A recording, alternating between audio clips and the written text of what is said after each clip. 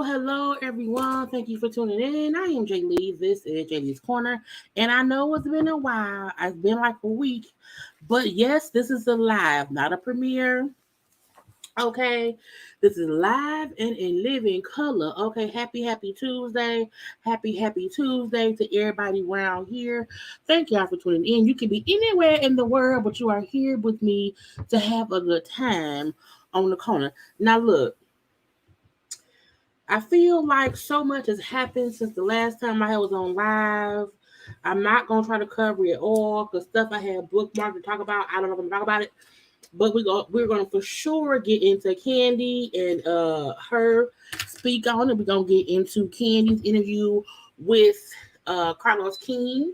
Part 1 came out today. We may discuss a little itty bit of Courtney's stuff. I think I bookmarked one thing of that. And then some other randomness. Okay. Now I hope y'all have done a couple things already for me. And that is, I hope y'all have already came around here and liked the video. I hope y'all have already subscribed. I hope y'all will always make sure to watch when you subscribe. Okay. You can also follow me on social media at JayLeesCorner on ID, Twitter, and Tick of the Type. Okay.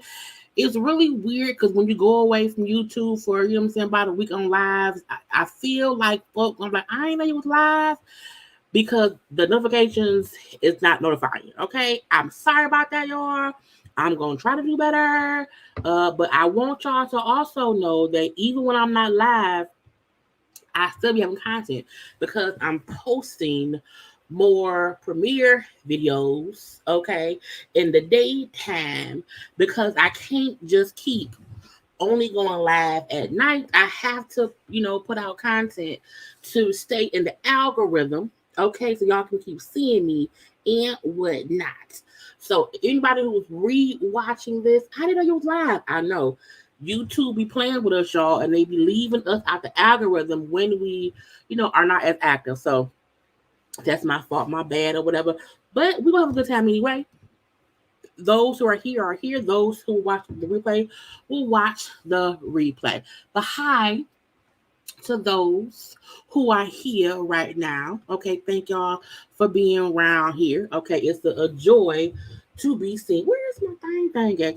I'm up here losing stuff because I ain't been on my computer. Lord, but again, hi to the people. You heard my mind telling y'all, go ahead around here and make sure that you are liking the video. Why? Because you should. It's the thing to do, okay? But hey, to everybody. I'm looking for the thing to move my computer screen. I don't know where it's at. Oh, there you go. No, it's not. Girl, where is the... Because my screen looks funny. Hold on, y'all. I feel like the screen ain't screening like it's supposed to be screening, and that be getting on my nerves, okay? Anyway, because I am here where I'm at. Hi. Hey. I forgot to put lipstick on. See, I'm up here rushing.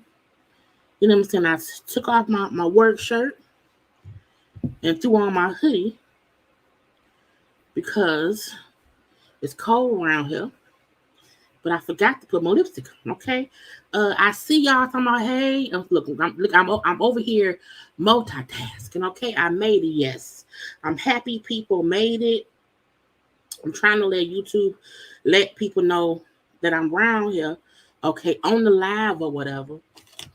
And because we're going to watch two little things, with Kandi and with Kenya, and then look at my save stuff, I need y'all to give me a moment, okay? Let's see.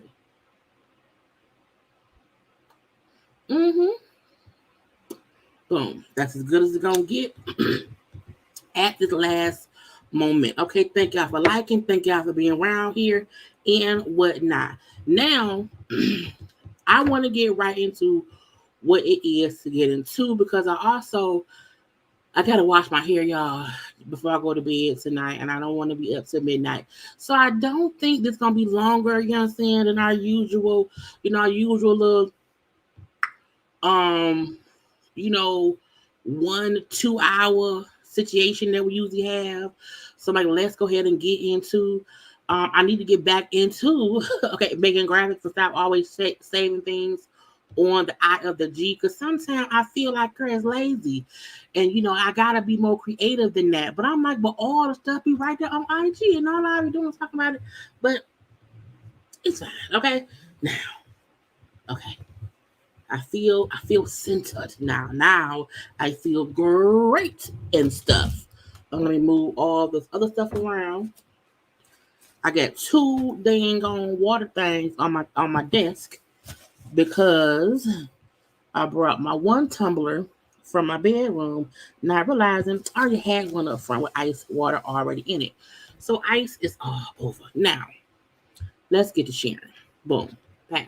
Now, I was seeing how Mel was, I guess, is Mel doing more clothes? I don't know. I saw this earlier in the day, and I'm like, oh, that's different. That's a different hairstyle or whatever. Did I see a fly? I hope I didn't see a fly. Y'all not paranoid or whatever. But Mel and Jay Bolin round here collaborating again together. And I like when Mel collaborates with Jay Bolin. He has great, fashion sense or whatever. It's always real cute. I think Mel is going to be like in his realm of a sponsorship, an ambassador, a partner. Okay. Now, this talking about having some hats. I'm like, is the hair a hat? Because this looks like an outfit. And I like it. Now, I really love this dress. It's really cute. And they're calling it Mellow Heats, bringing heat and spreading positive vibes and all this stuff. Okay. Now, does it say, we're thrilled to announce that our new hat collection is dropping this Thursday. I'm like, but Mel not wearing no hats. I'm like, is the wig post down? Because sometimes they say wigs hats. So I was confused. But I was like, I like the clothes. First of all, this little short set suit, honey, and I love the gray cami under it. Ooh, I love it. I love the boots. It's a better look at the end for this particular look. But I'm like, come on now, Mel. Not even though the hair is real high, it's real, to the side. It don't have to be so high, but I still like it nonetheless. Okay, I love this dress. It's a lot of patterns, but it's cute. It's gonna look cute in the wind. Okay. Now I'm not much a fan of this outfit. I don't like the busy shirt with the busy earrings and then the camo pants. I would have loved if that top was paired with maybe some pink pants or maybe some like teal pants. For some reason, I don't like it with the camo and the colorful shirt. I think the earrings are too much. The shirt is already a lot. So to add on the earrings, that's too much for me. But I'm going to leave it be. Okay? Now, she also has this. I said, well, honey, Mel, look. I ain't saying Mel out here trying to compete with, compare with, make anybody feel no kind of way. But I also feel like Mel is making sure folks know, don't y'all ever question, okay, if I'm going to be able to make this money. Don't you ever question if I'm going to be able to get these deals. Don't you ever question my reach, my fashion sense. Okay. And I said, Mel, you better do it. Now I'm on a different page. So if y'all talking, I can't see y'all on a different page.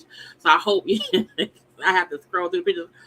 But I was like, look, even though this is just a pair of boots and what looks like a really simple wrap dress, it's the fabric, it's the pattern, I love the earrings. See, this is where the earrings they're nice and bright, but they go with this beautiful colored wrap dress. The boots go perfectly.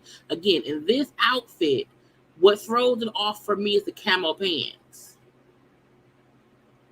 You know what I'm saying? So I don't like that look, but this look here with, big old busy bright earrings, it completely matches. Very much so matches, okay? And then the full look from the first steal, okay? Now, I don't like her hair. I feel like I don't know if the hair looks weird on the hair on the ends look dry, but I don't know if that's how they made it in editing, if they use whatever filter or whatever. So I don't like the ends of the hair. The edges, look nice and moisturized, but for some reason I feel like them ends don't look right. So I don't like her hair. However, everything else, face card never declined. Okay, I love the earring, I love the handbag, the thigh high boots. Okay, the cute look, cute. I want it. I want it. Oh, I want it. I want it. I want it. It's so cute. It's complete. It's so cute. And then she posted this one 9 hours ago. Okay. And then we have this one that she posted 35 minutes ago. And short, blunt, cut, bob. I saw a post that said that in a bob, that's a Robert. That's a Robert. You hear me? That's a Robert cut. That's a bob. That's a Robert. Okay. And I love it. Again, simple yet chic. Simple yet chic. Period.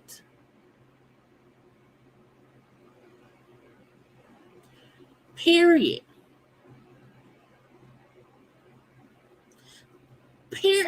I don't know what else to tell y'all. Okay. Male out here, like I'ma give what's supposed to be gave all up and through here. That's what's gonna happen. Even this red look, which is, it looks like it's a simple tank, a simple skirt, the Robert Bob. Okay, I don't even man the gloves. Okay, she out here looking amazing. Out here looking amazing. And I feel like when you are doing a fashion spread and you are, helping somebody put together look, because Jay Bolin is a stylist. He is not a Jay Bolin is not a fashion designer, meaning he does not make clothes. However, he styles people amazingly well. Okay. And he and Mel and the styling come through.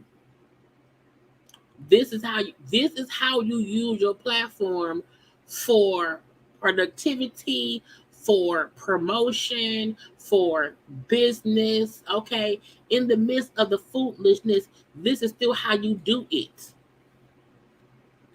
This is how. Let me see if I can make this a little smaller. Let me see. Hold on, y'all. I feel like I'm real weird, and I feel like I hate that it be looking a little off.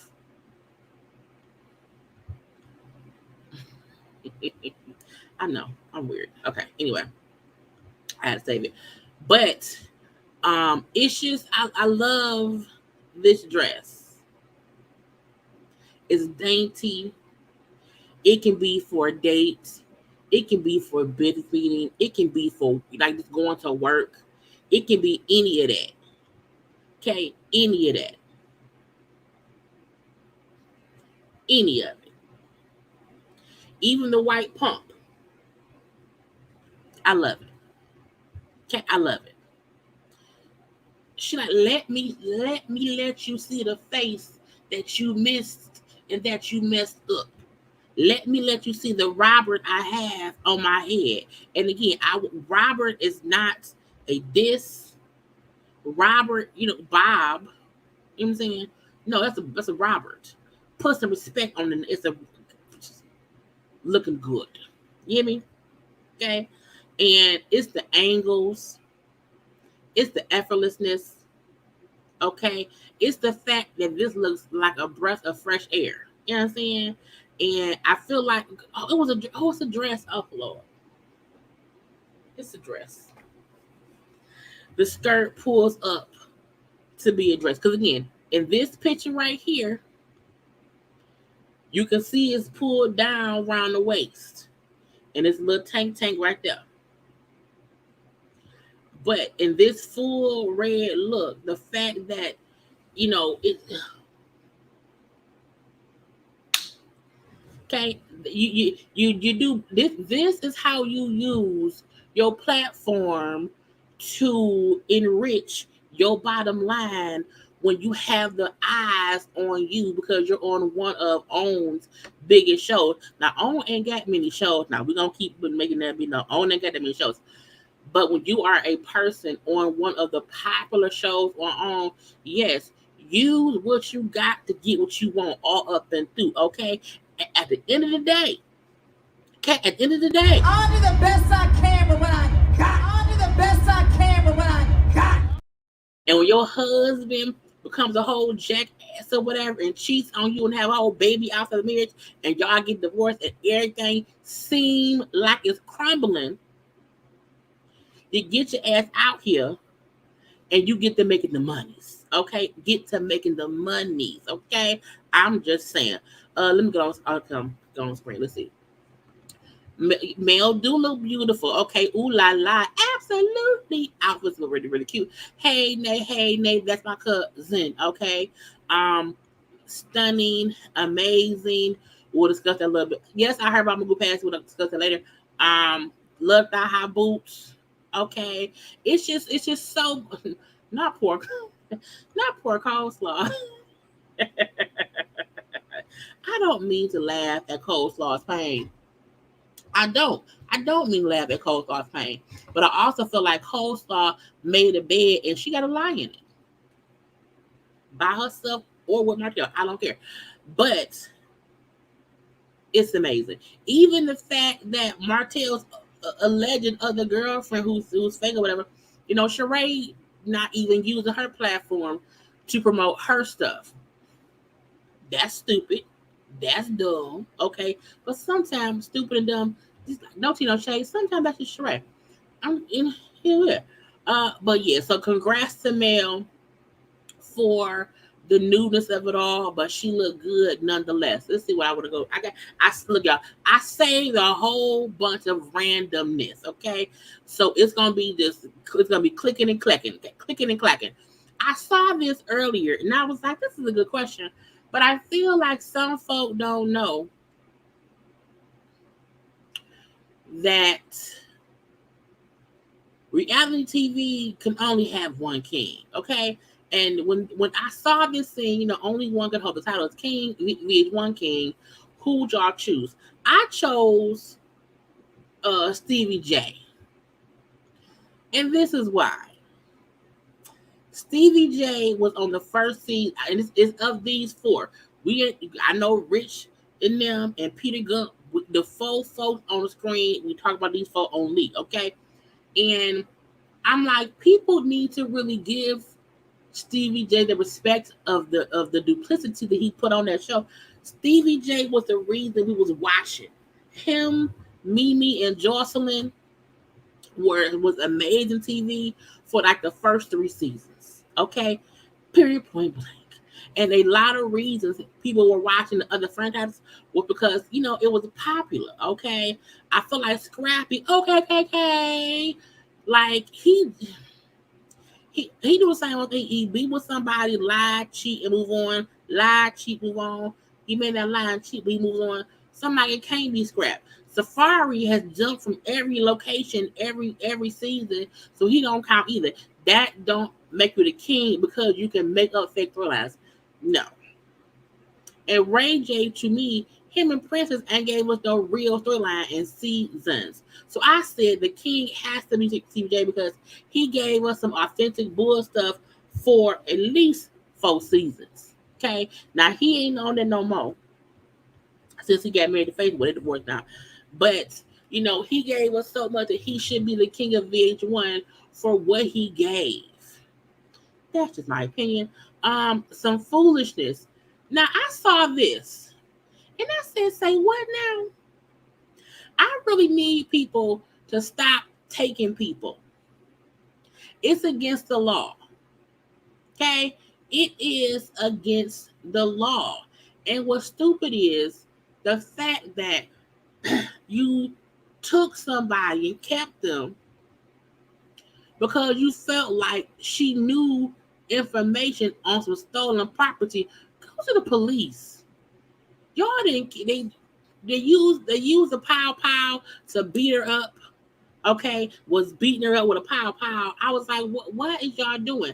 The lady ended up escaping. The 40-year-old woman escaped, was knocking on folk doors. The police ended up coming and found her like locked down in a dog cage.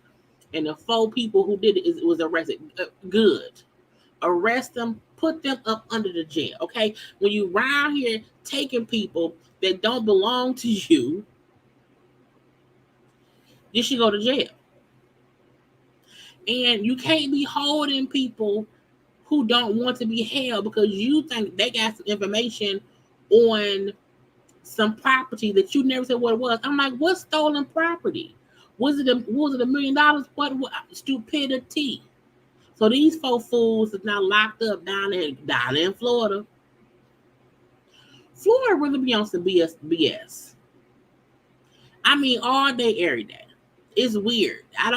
What's in the water in Florida? It can't be what's in the water here in Michigan. Just saying. But I'm happy them folks got locked up. More stupidity. Why every time I come around here, we have to have a conversation about people running off with money and merchandise? It say 30. Not 1, not 2, not 5, not 7. 30 thieves run off with $300,000 worth of merchandise from a YSL store, and the police got a $50,000 reward for any information. I'm like, first of all, I don't know 30 people. I do. I don't know 30 people, I will be willing to go run up on a store, take stuff, and hope none of us get caught. It's the stupidest thing ever. I just don't understand why. And then I told y'all, look, there are always cameras. Cameras will always catch you. And the gotcha gonna be, even though you got out of the store, they're gonna follow them cameras, following y'all to wherever y'all went.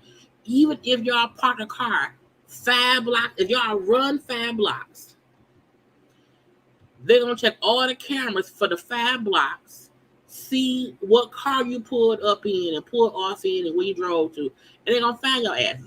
And y'all gonna be around there in jail because y'all wanted to take stuff from the YSL store. I'm like, I just don't understand. I mean, was y'all on a school bus? I'm like, 30 people? That's a lot of people. 30? I feel like there is no store. The only store that there is over 10 people in at a time is Target and Walmart. That's it. That's it. Because those are huge stores, and you will get, that's the only time a store should allow more than like 10 people in at a time is if you round that at the Walmart, Walmart, Target, maybe Costco, Sam's Club. But when you see, because no clothing store should allow that many people in at one time. It should not be enough room for 30 people to fit in there. And this is the gotcha. If the 30 people all ran in together, if they ran in at once, ran out, you know what I'm saying? But I'm like, did they come in one by one? And once you see a whole bunch of folks running in all black hoodies in the summertime, just lock the doors. Lock their ass in there. Make all the employees go back to the break room and leave their ass up front and wait for the police to come get them. Because if you dumb enough for you to be trying to rob the YSL store, you want to go to jail. Let's go to jail. Go to jail. I just do not. I don't understand it. I'm also not a teenager, so that may be what it is. I'm leaving it be. Because even right here, it says a mob of teens ransacked a Nordstrom at Westfield, Topanga, California. I'm like, y'all was barely stealing stuff. Y'all were just destroying stuff, and then as stuff got knocked over, you started grabbing stuff. Because you see, this store, some stuff is like connected to the actual racks. And I think some of these kids or some of these thieves feel like, well, the store staff can't chase us. They're not supposed to put their hands on us.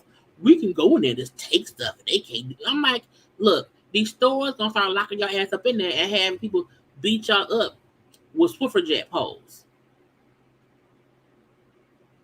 It just doesn't make. I don't understand. I don't understand. It's like, what's the point? Look, I'm too scared to go to jail.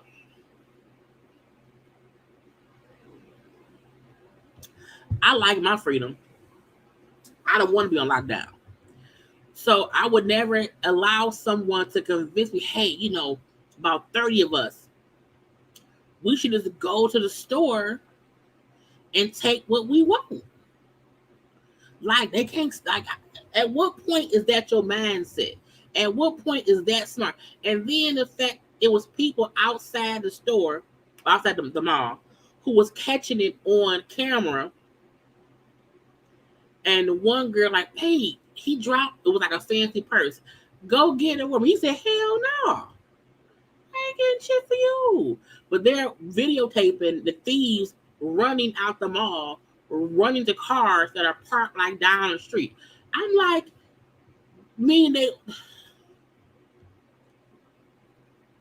it's just stupid to me. Because what if a cop car just happens to pull up and see all the people running, and there's a report of a thievery in place. It's a thievery in place, and they just start they running with the poles. How you running with the poles? Look at this shit. Look at this stuff. Like, what's the point? And then I'm like, it's the fact that people are recording it. See, somebody left a little purse right there. And then he's like, I ain't going to get that shit. Hell no. I ain't going to jail. Not for you. Look, I just need teenagers. I need people. Stop being stupid. Stop being dumb. Okay? It don't pay to be dumb. Now, the last time I was on live, I think I touched on, they said the little girl was dead, and the manager said he don't know if she dead or not. Now, since, because I ain't been on live in a week. You miss me? The little girl came out and said she not dead. She said, her page was hacked. IG and them came out and said they had to help her get her pay back. Because folks was like, oh, it was a hoax. She out here putting a Carly Smollett, up here live for no reason. You know what I'm saying? Using social media for clout. But, the people said, nah, she did try to, she had to go through us to get the pay back. Now, this is my thing. Look, allegedly, just because you have to get your page back don't mean you don't know who hacked your page. I'm just saying. Because why would anybody hack the little girl page? I think she's 14. Why would they hack her page and say that her and her brother was dead? I'm like, who does that? Was it the daddy? Anyway, she's not dead, y'all. So we got to remove her from the recipe thing. She's alive. Okay, she's around here. Now let's hope she don't be. I'm back for that. Forget my face.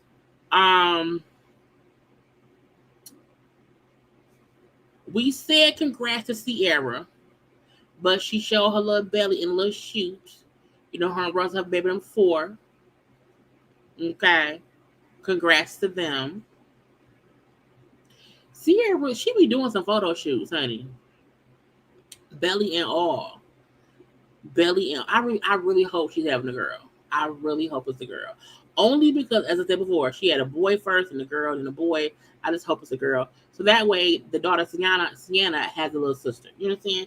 We shall see. But again, I liked her photos. Congrats. Okay. Somebody asked, you have to be somebody of a certain age to know Magoo, know his music, know the sounds, and remember how great it was to hear him and Timbaland do music back in the day. So Magoo passed away. He was 50 years old. I don't think they said how he passed away, since he has passed away. And it happened, what's that, today, Tuesday? It happened yesterday. So may he rest in peace. Magoo came up around that time.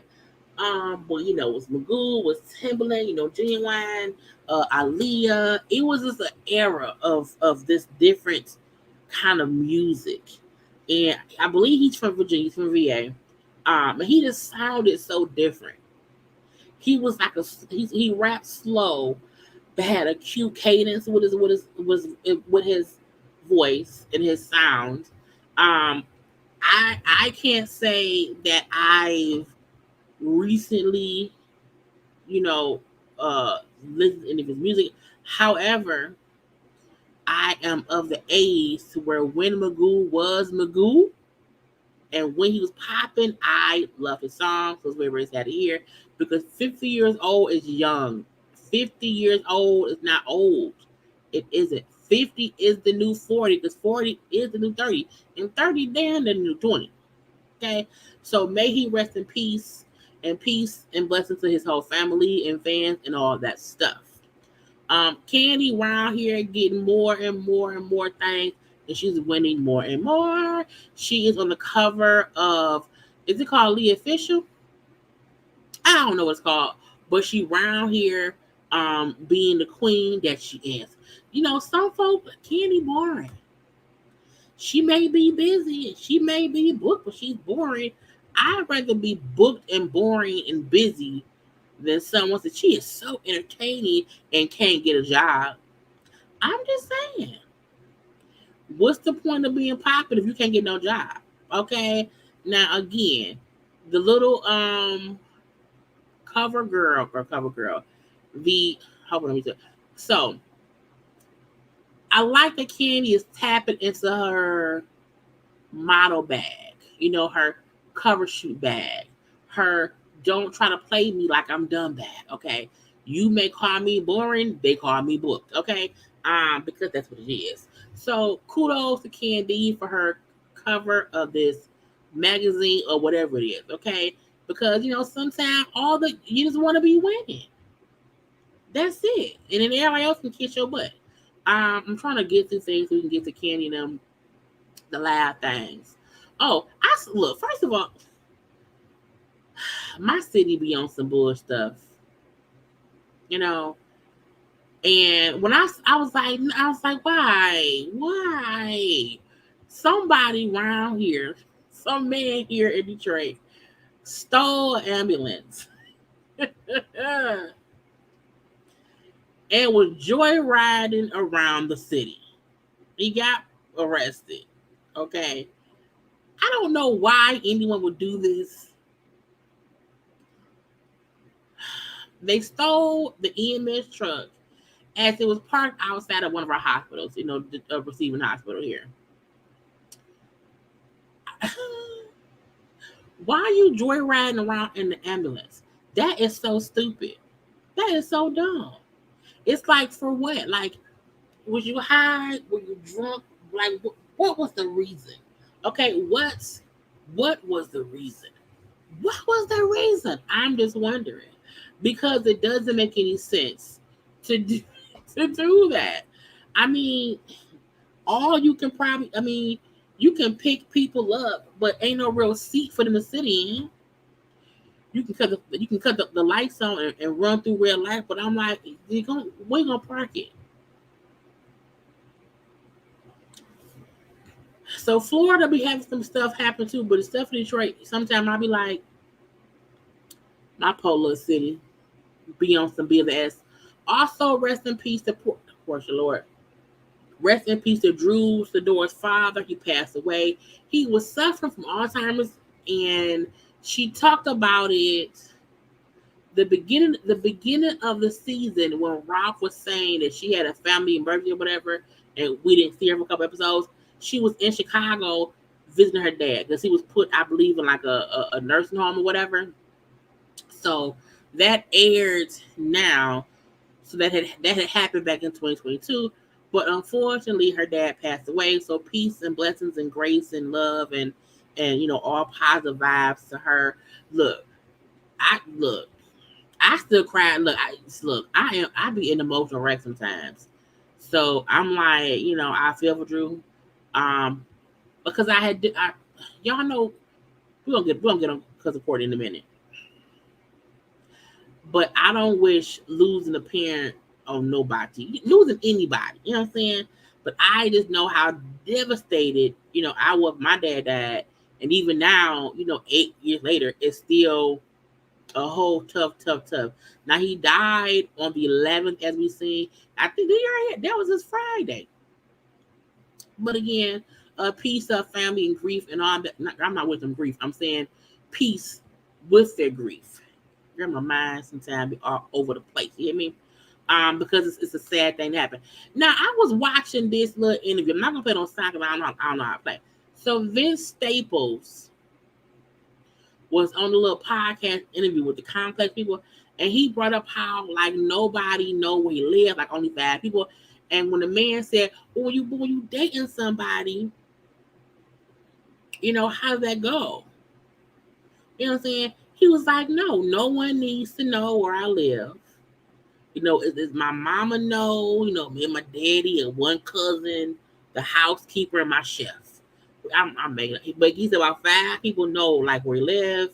And then the women he's dating are not allowed over his house. He said because if things don't work out, they then know where I stay. I was like, what? Now again, I feel like he means I'm not in any kind of committed relationship. Like I'm not with somebody or whatever. But I hope like once he's like in a committed relationship, the lady can know where he live at. Because I feel like I can't be dating you and we doing it, but I can't come over your house. Now, his tax bracket, how much money he makes, I think I get how it seems because even for me, I'm not in his tax bracket, but I am a person to where not many people know where I live either. Like, I don't want people, but only because I feel like you never know. You know what I'm saying? You never know. So, like, you don't need to know my address or where I stay. You ain't, you know what I'm saying? And, and I damn sure ain't bringing no randoms back to my place. Not at all. Okay.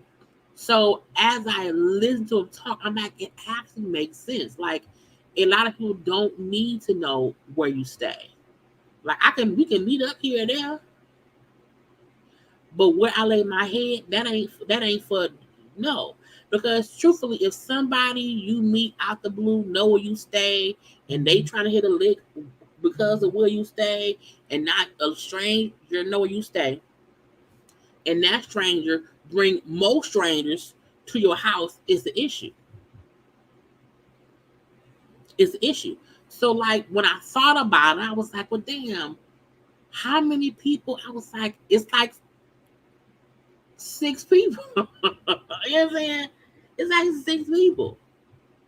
And I'm even I'm weird. I be weirded out like when I'm ordering stuff because I'm like, what if a JayBird or what if somebody who watch me on social media but don't like me is the Amazon driver or my door dasher. Oh, this where you stay? So I be real weirded out. Like when I order food for lunch at work, I don't go up front and get my food until they've left because they don't know if it's me or not. You know what I'm saying? So I get you do not want random people knowing where you live because anything can happen. You know what I'm saying? It's weird. He probably is meeting them in hotels, but I feel as long as it's a fancy hotel, that's cool. You know what I'm saying? It's fine. Yeah, I'm the same way. I don't know it's because of all the crown shows I watch. Right. Until we're serious, no. Mm-mm. No. Right. You can't let everybody in your sanctuary because it can alter the energy too. And now you got random folks coming around here and bothering you and knocking on your door for no reason. I had a coworker live in the same building as me. It took me 2 years.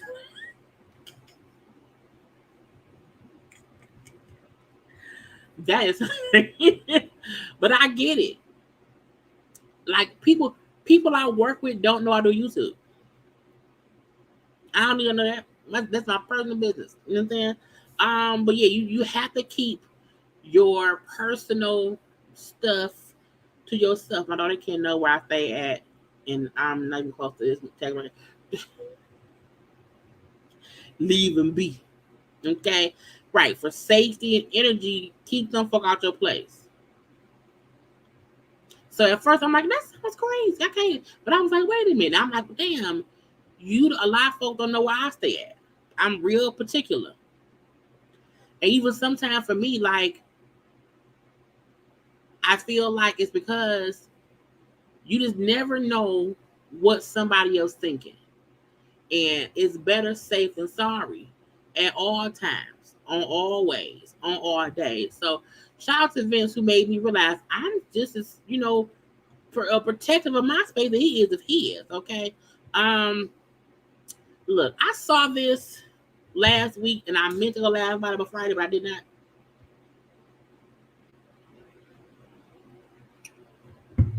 Megan the reporter was posting the people who had made letters for Tory, and Mario was one. Now it was also some other people too.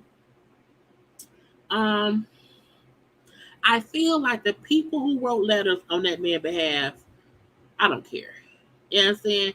At this point, he in prison, you know, and now they're exposed for being people who try to support him. I'm like, whatever. Let Trey Lane stay with his ass that and get out my face. Now I feel like Tory has said I must have deleted it. I must have said I didn't care enough and took it off my thing. Oh, here we go. You know, Tory had wrote a little, Dear John letter to his people. Why do you call his people umbrellas? What does that mean? Why do they call umbrellas? That was weird to me.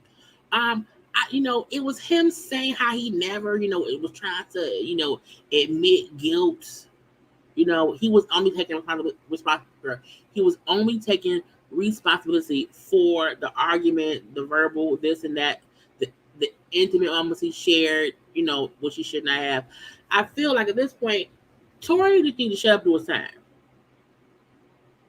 And that's it. I feel like I don't care no more at all. That man in prison, he should be in prison. Now, Meg did speak out while on stage, okay? And Today, I just want to say, fuck all my haters. None of that shit you was doing was saying broke me. None of that shit y'all be doing is saying to the hotties broke them. And I want all the hotties to read a little bit right now. You can't read. I really appreciate y'all. So today I'm going to say F my haters. None of that you was doing or saying broke me. None of that y'all was doing saying to the hotties broke them. You know what I'm saying? And that's it. I feel like her saying F y'all, that's great. You know what I'm saying? I feel like Meg ain't said much at all since it happened. I'm happy she's back on stage. I believe she's making new music or whatever. I said once that man is sentenced, that is when she can really start to move past it. Because at that point, he locked up. Like, what we gonna do? He's in jail. He's in jail. So I feel like nobody else should bring up nothing about Tory. That what does something happen? Leave it. Unless the lawyers come out and show a letter from Barack Obama, Beyonce, and Oprah in defense of Tory Lanez, I don't care. Leave that man be. Keke Palmer is starring in a video with Usher called Boyfriend. I said, this is why Usher is the villain. Okay, this is why Usher will forever be a villain in somebody, nobody, and everybody's story. Because I just feel like, one, I still feel like Usher did not do anything wrong in the whole Keke Palmer singing her situation and all that stuff. I don't think Usher did anything wrong. I also feel like Keke and that man had probably already kind of separate, you know what I'm saying, not together. But to come out and be in a video is the ultimate level of petty. Okay, on everybody level, not just Keke level, but on Usher level too, because people are not just saying Usher and Keke Palmer or whatever. They're saying Usher out here singing to women and he taking men's ladies. It's I can't wait to see it for one. I'm saying again, I still feel like Keke and her baby daddy was already like not together. We just did not know. And that's why he said that. And then once he said that and doubled down on that, that was like, okay, now I can unfollow you because now you're on some bullshit. But Usher and Keke on the highest of levels of petty, I can't wait. I can't wait. Anyway, Somebody tell Tyrese go sit down somewhere. Tyrese out here trying to sue Home Depot for $1 million, saying that it was allegedly a racial profiling incident. He said how it was hard for him to sue because it's a look. I saw the video of Tyrese fussing with the Home Depot people. I feel like most stores' rules are you're supposed to ask for a person's identity card, their ID license, when they're using their card. And he's upset because he was in Home Depot with some workers or whatever. They were buying stuff. Hold on, this DJ. Hey, D. Yeah. What are you? You said what? Well, I'll call you back in like an hour. Well, I'll text you when I'm done, and then if you still woke, I'll call you. You're on your way home from work? You're on your way home from work?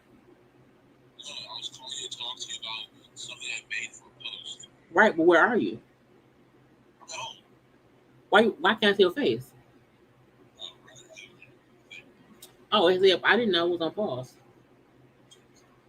Well, because I'm working from home tomorrow, so when I'm done on my live, I will text you and see if you woke or not.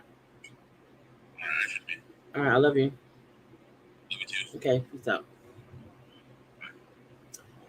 TT duty. So Tyrese was upset because the store people would not allow the crew to use his credit card. They were asking for his ID. I don't know why Tyrese did not just go back in the store, show his ID, and go get back in the car. I didn't like for you to FaceTime the people in the store. Go back in there. And I get it that you was in there with them at first. You feel like folks were seeing that it was you. You didn't want no crowd to form. You told the lady, the person, the register, hey, I'm going to go outside. They're my folk. They can use my card, blah, blah, blah. But you could have also just came back in, showed the card. Man, fuck y'all. ID and then left. I feel like I don't get where it comes in as racial profiling. I'm like, because for one, it wasn't a card. Two, the rules are supposed to be to show ID. So I'm confused. Now, I get if he's saying I saw a white man who left and no one asked the white people for their ID. And I also feel like maybe it could have been the amount. I don't know. I wasn't there. But he gonna sue. Tyrese trying to get child support money. Let him get, he wants some child support money, and that's on that man. But I'm like, Tyrese, cut it the fuck out. What else I want to text? I don't. I gotta call DJ back. First of all, I take one little second, y'all, and like the video. Like the video.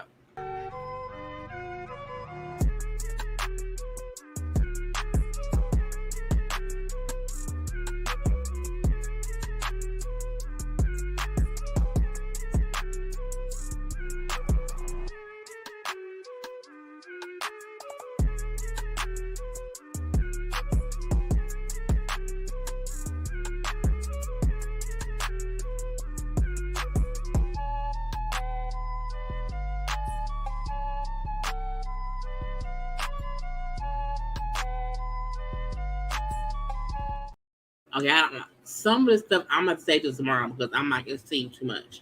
Oh, I forget. You know, all the folks been arrested with the fight down there by the riverside. Them two white men was arrested. The white lady was arrested. 21-year-old, a 20 girl. You too damn young trying to fight people. Okay, they ass got arrested.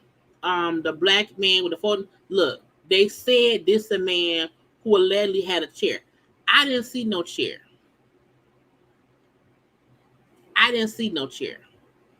But somebody came down and turned themselves in saying they was one who had a chair or whatever.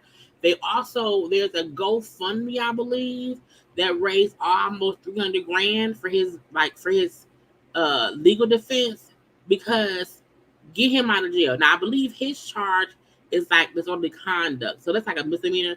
So it should not be that bad, okay? However, all the folk that was supposed to be arrested has been arrested, and we're gonna leave it at that. Lizzo and her man did not break up, even though folks were saying they broke up because apparently, allegedly, they not following each other, and they have deleted the pics of each. I'm like, I feel like when you unfollow each other on social media and you delete pictures of y'all together, that is a clear sign that something's changed. If y'all didn't break up, why would you remove y'all stuff together? I don't know. Unless in the background of those photos is proof of you yelling at somebody, I'm confused. I don't know. But I mean, Lizzo, girl, hopefully you can get things figured out and you won't go to jail, or you might. I don't know. Kandi and Todd and the people. Okay, the play The Wiz is in production. Now I'm a bit because I'm like, ain't the actors on strike? Does that don't count plays? I mean, because I'm like, if the actor's supposed to be on strike, well, I guess because Kandi is a producer, and only the actors and the writers are on strike. But if Deborah Cox is acting in the play, ain't she supposed to? Maybe she's not in the SAG. Maybe she's in the SAG. I don't know. I'm just confused. Oh, so okay, because I was like, I need to find out. It's like, wait a minute, what's going on? Okay, different union. Well, is that union? What they? Well, the Broadway folks should talk to the acting folks or whatever, and have their unions meet up and get better stuff. But I want see this is educational. Y'all educate me, okay? So I feel like Broadway union is different than SAG. Okay, I get that. But I also feel like my question is, do actors on Broadway feel like they're treated unfairly? I just wonder. Like, is there any solidarity in acting in general, even though it's different unions? But anyway, that wasn't the point. The point is, Kandi and them. Okay, why my picture look weird? Kandi and Todd and the producing people, The Wiz is on the way. Okay, now look, don't take my black card, y'all. I have watched The Wiz. However, I watched it when I was a kid, and I didn't like it as a kid. I've never, because I like The Wizard of Oz, and The Wiz confused me in my young age, and I never watched it once I got older. So I think I want to rewatch the movie The Wiz, and I know the movie The Wiz and then the play The Wiz are also different entities, but I'm like, I probably still need to at least watch The Wiz as an adult. It's a lot of movies I want to watch as an adult. You know what I'm saying? But I just remember, I really think Michael Jackson as the Scarecrow was weird to me. And for me, when I watched them as a kid, if I did not like it then, I never try to rewatch it once I'm older. So like, I never try to rewatch The Wiz. Like the movie RoboCop scared me because in my head as a kid, RoboCop, I'm like, they killed that man and they made him a robot? No.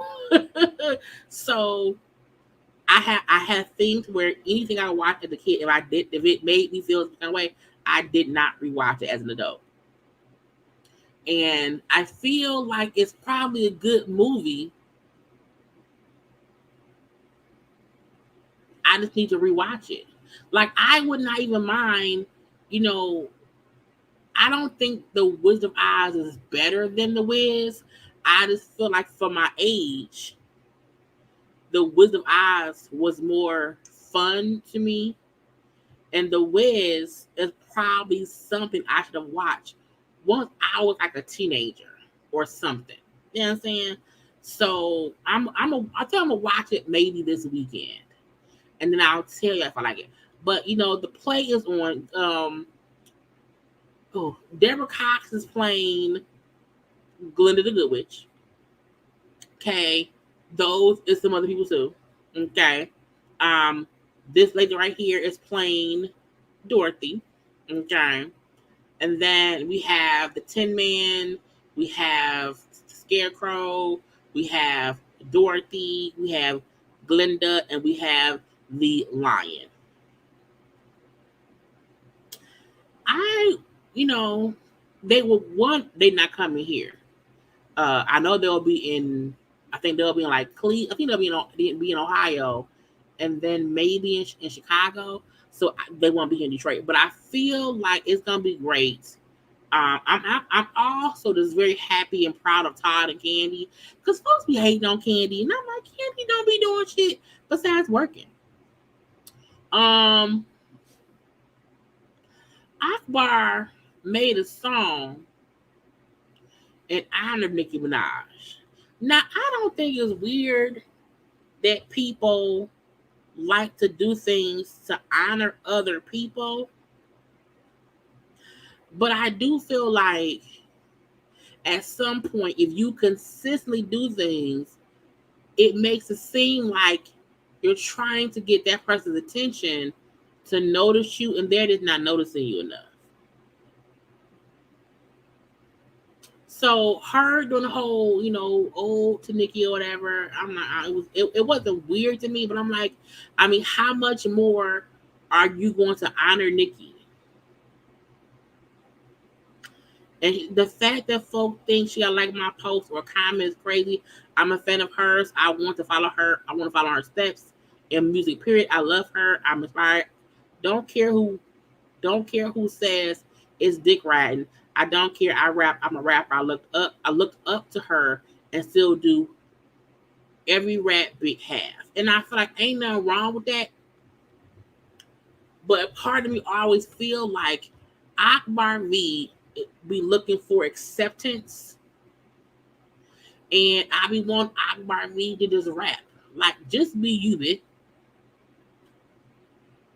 And you can respect and love and look up to Nikki, that's cool.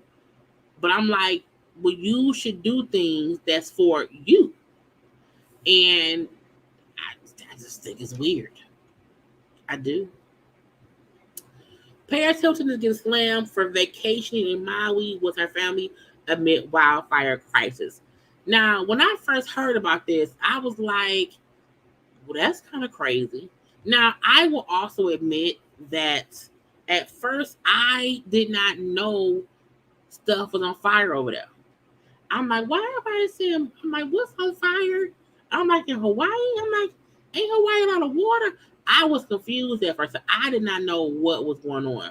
However, once I heard what it was, I'm like, oh, that's kind of crazy. So Paris Hilton allegedly is over there in Hawaii, vacationing with family. And people were saying it was tone deaf. Why should she do that? I've seen other folks say, well, if she had a trip plan, that's a trip plan, and blah, blah, blah. I feel like this is how I'm going to compare it. Hold on. I feel like the wildfires anywhere, when we had some in Canada, we have them in California, and with the way they were happening over there in Hawaii and in Maui, even I know that they were telling people to not go there. They're trying to get resources or whatever. Like, stay away. And I feel like even if you're on an island that's not Maui, I feel like shouldn't the people who've been evacuated be where you at? Like, when the World Trade Center situation happened,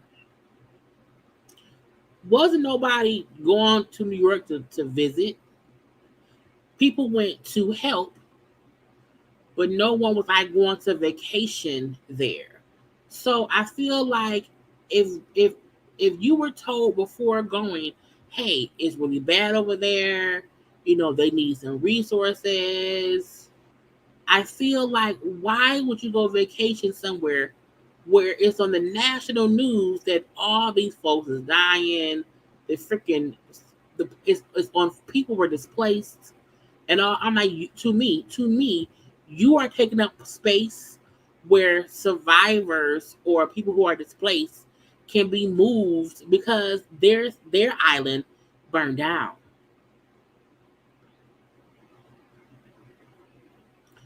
So I felt like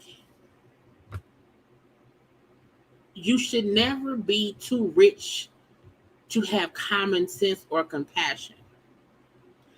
Because again, I when something devastating happens, nobody is going to vacation anywhere in the States. And I know Hawaii is a beautiful whatever. I will wait. One, I don't want smoke damage. I don't want the smoke like when the fires happened over there in Canada and the freaking smoke was carrying over to New York, to Jersey, here in Detroit, and all that stuff. I feel like fires that are wildfires travels. The smoke, all that stuff, it travels. All the resources should be for the people who actually live there. So, because can't nobody tell me before going there, they weren't told, it's stuff on fire, right? So, we don't know what's going to happen over there. Well, your island is not on fire, but the one right next to it is, it all burned down. Yeah, we have all these displaced people. Oh, that's okay. I'll still go.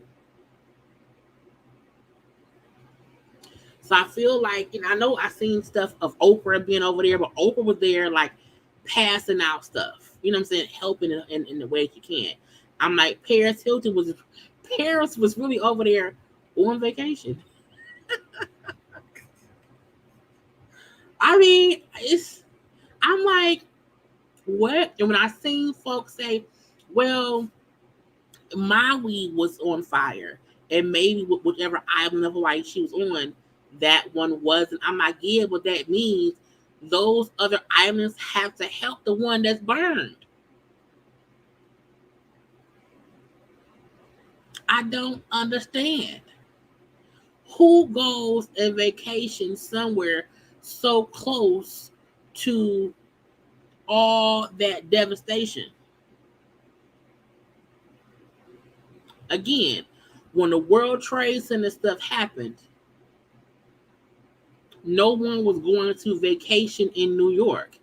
People were going to help the efforts to help the people who were affected by it.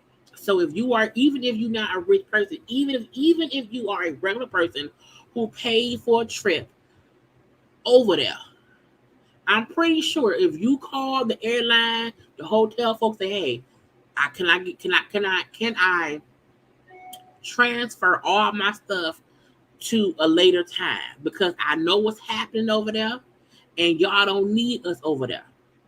I know some trips be, that you can't refund stuff, but I'm like, this is a whole different circumstance. You know what I'm saying? So to me, I would not give Paris Hilton a pass because Paris wasn't over there helping. She over the vacation, and I know they said she also they vacation there every year. So the what?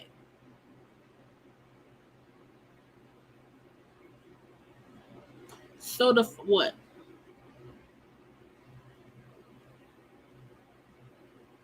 Even if you go somewhere every year for a vacation, you should not go when wildfires ravaged the damn town. That's stupid. That's dumb. I don't even because I look. I don't want to even show y'all because you probably seen the videos and the pictures of like just the highway lined with cars that are all burnt from the stuff. You saw the video footage of people jumping into the water to escape the fire. So I feel like when a fire and wildfires ravages a whole island, in my opinion, that means the surrounding islands are the only ones that can help the people there. And if you're there, you're not helping, you're just vacationing, you're in the way.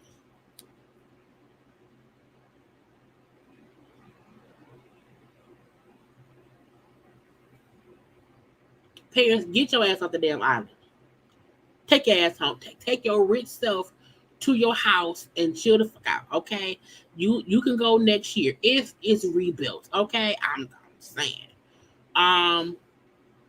Trump wasn't at it again. I don't care.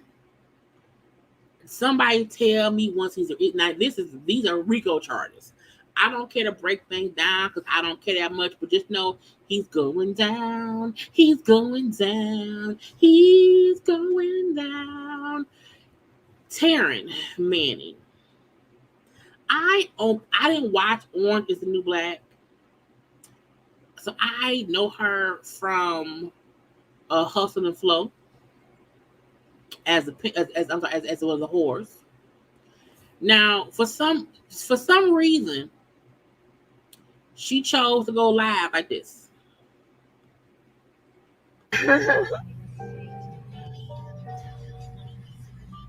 The man that I've been messing with is a married man, and every night, well, for about 3 nights in a row, or even maybe there's a night in between, I was licking his butthole.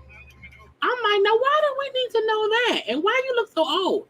When I saw this, I was like, I don't think she that old. I'm confused because I don't think she's that old. And this looks old. And I feel like if you eat ass, that's not my business. I feel like going on live and saying, yeah, I was with this man and this man got a wife and I ain't know he had a wife. And his wife contacted me and I've been eating your man's ass. Why do we need to know that? Yep. Because he liked it. And I didn't mind doing it. Does that bother? Is that weird? Yeah. No, look, if y'all want to eat booty hole, that's on y'all. Yeah, you don't have to tell me. And that is what demons do. So demons eat ass? We drove all the way down to Newport Beach today so I could buy him a boat.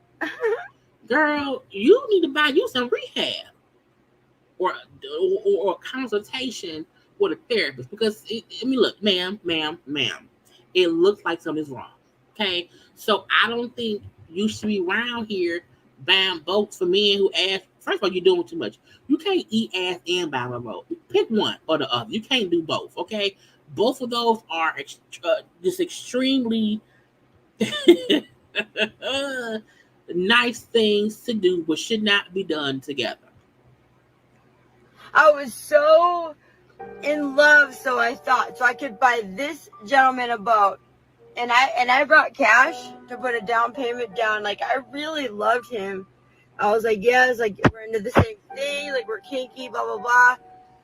And his wife, because he's married, and I feel so bad because I can't stand her. You can't stand the wife of the man ass you eating? I can't stand his wife. Because she wasn't even like, wait, what? You've been messing with my man? She said, you lunatic, you get out of my life or I'll get an RO on you. No, I'll put your ass in jail. Anyway, so I've been licking your man's butthole for weeks on end because he likes it a lot. And I do it to him. And he comes to me and it happens.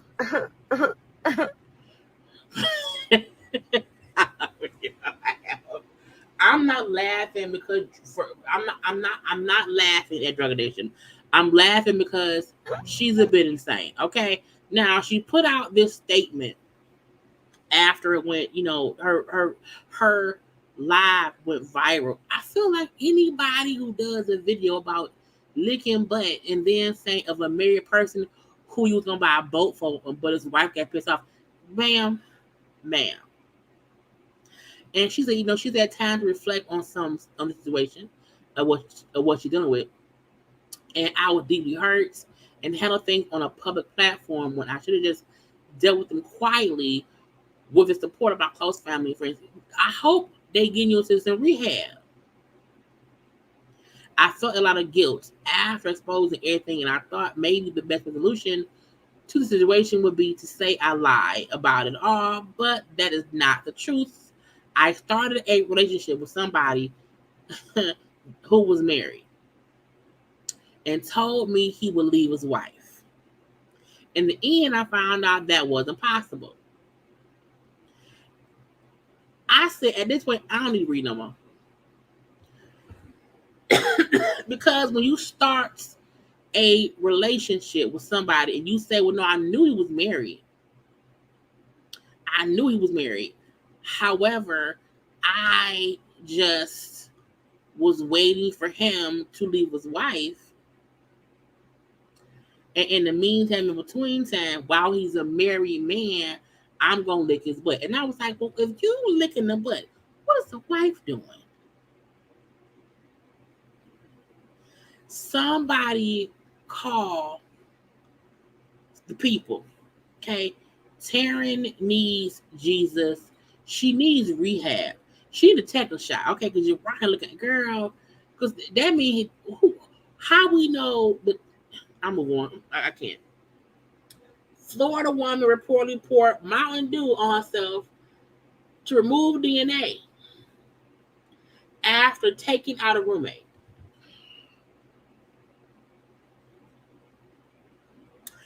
Y'all, you can't make this stuff up. You can't. First of all, Mountain Dew is very strong. Mountain Dew at times can burn your throat. I don't think Mountain Dew removes DNA. Like, it's pop. It's caffeine. The stupid girl. I'm like, why the Mountain Dew? Daytona Beach police say they found 79-year-old Michael Sarasoli dead upstairs in a burnt room with blunt force trauma to his head and multiple stab wounds. Evidence on scene led police to Sarasoli's roommate, Nicole Max.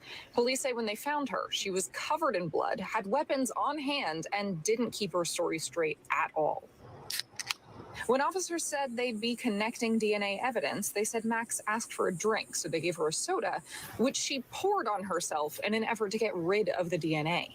The elderly man's neighbors told me they couldn't believe something like this would happen to someone like him. First of all, right. 79?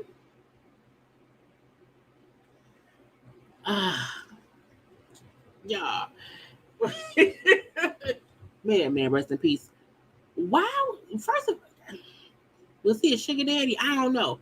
What I do know is you asking the police for Mountain Dew as if they did not find you there. Girl, send her to jail. Go to jail. Go directly to jail. Do not pass go. Do not collect $200. Okay? Because that's stupid. That's dumb. I want to get into these people. Okay. Michael Orr and these white folks from the movie The Blind Side. Now, I saw The Blind Side with Sandra Bullock and the big black man who I don't feel like I feel like I have not seen him anything else. If I recall correctly, the movie portrayed him as like a dumb, homeless black guy who was adopted by this white family, and they saved him. He became a great football player and blah, blah, blah, blah, blah. The movie came out in 2009. It's currently 2023. Now, he is now suing that family, saying they never adopted me. They forced me or tricked me. They tricked me into signing a conservatorship that gave them rights, access, and all those ownership type words over me, my likeness, my decisions, and all this stuff. You know, he's alleging that they made all this money. He has not made a cent. You know how this, he was already mad before when the movie came out, because that was not his truth. The people, we went and saw that movie and loved it because, oh, that was nice, and we also love Sandra Bullock. To know that he's saying that really was not what it was. They actually had a conservatorship, and in a conservatorship, any money that's made on behalf of the person is supposed to be detailed, you know, over years, and they have not done that, and so he's suing them.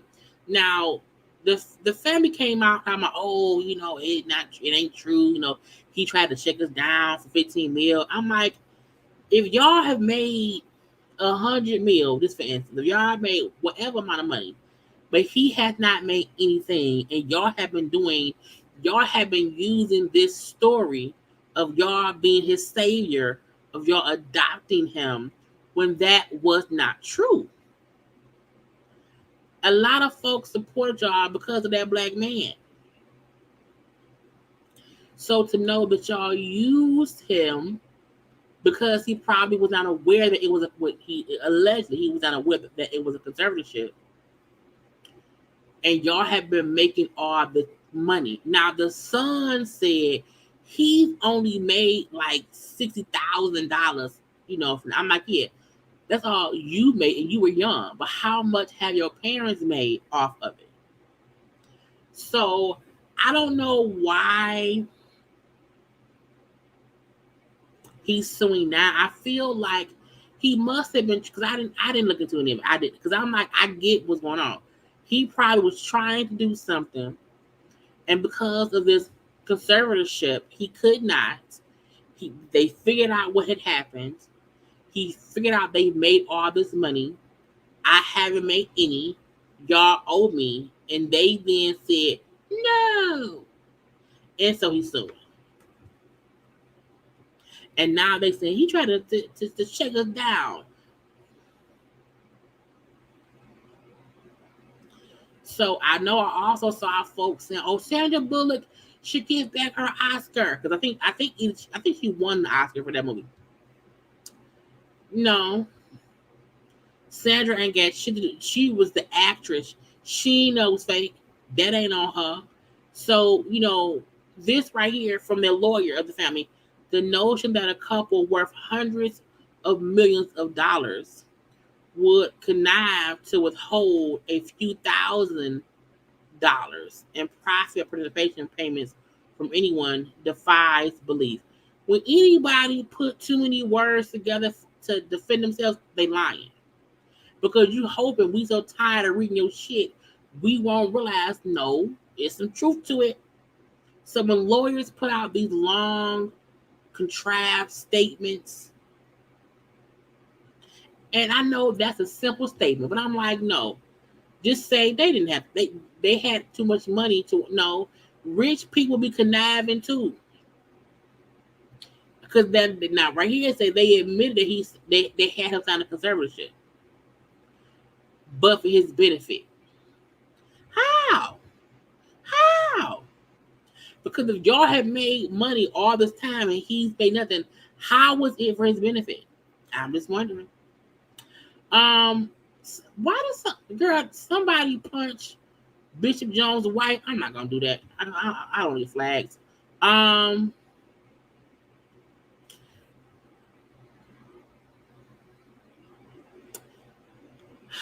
did a whole live, y'all,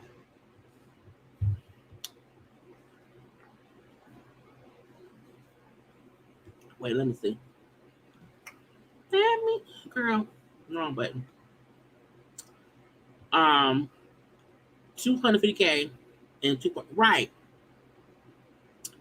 I watched because I feel like it's some truth to it. Because why would he sue? It's the reason for him to sue if nothing really happened. You know what I'm saying?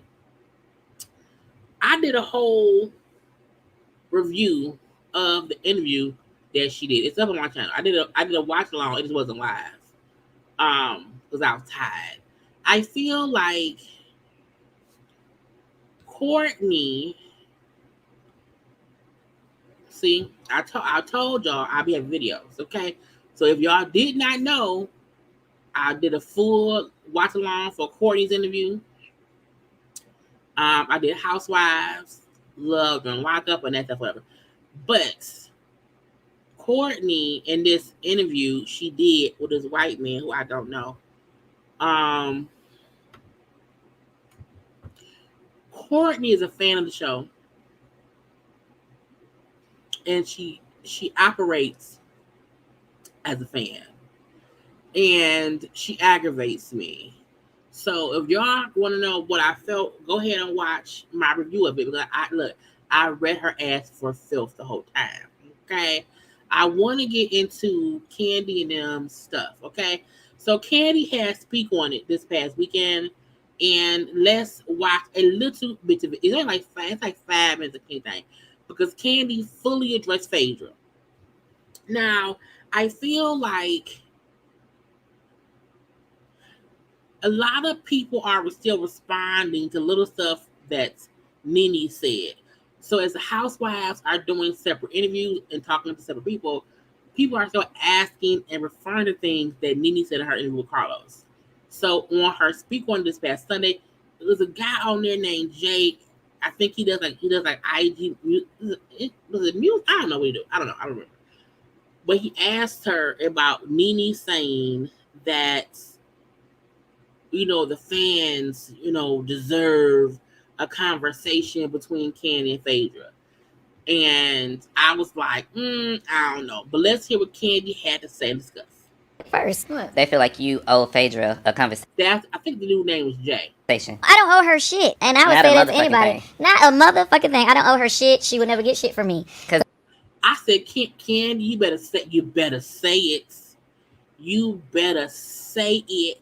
I don't understand why people feel like Kandi owes anything to Phaedra.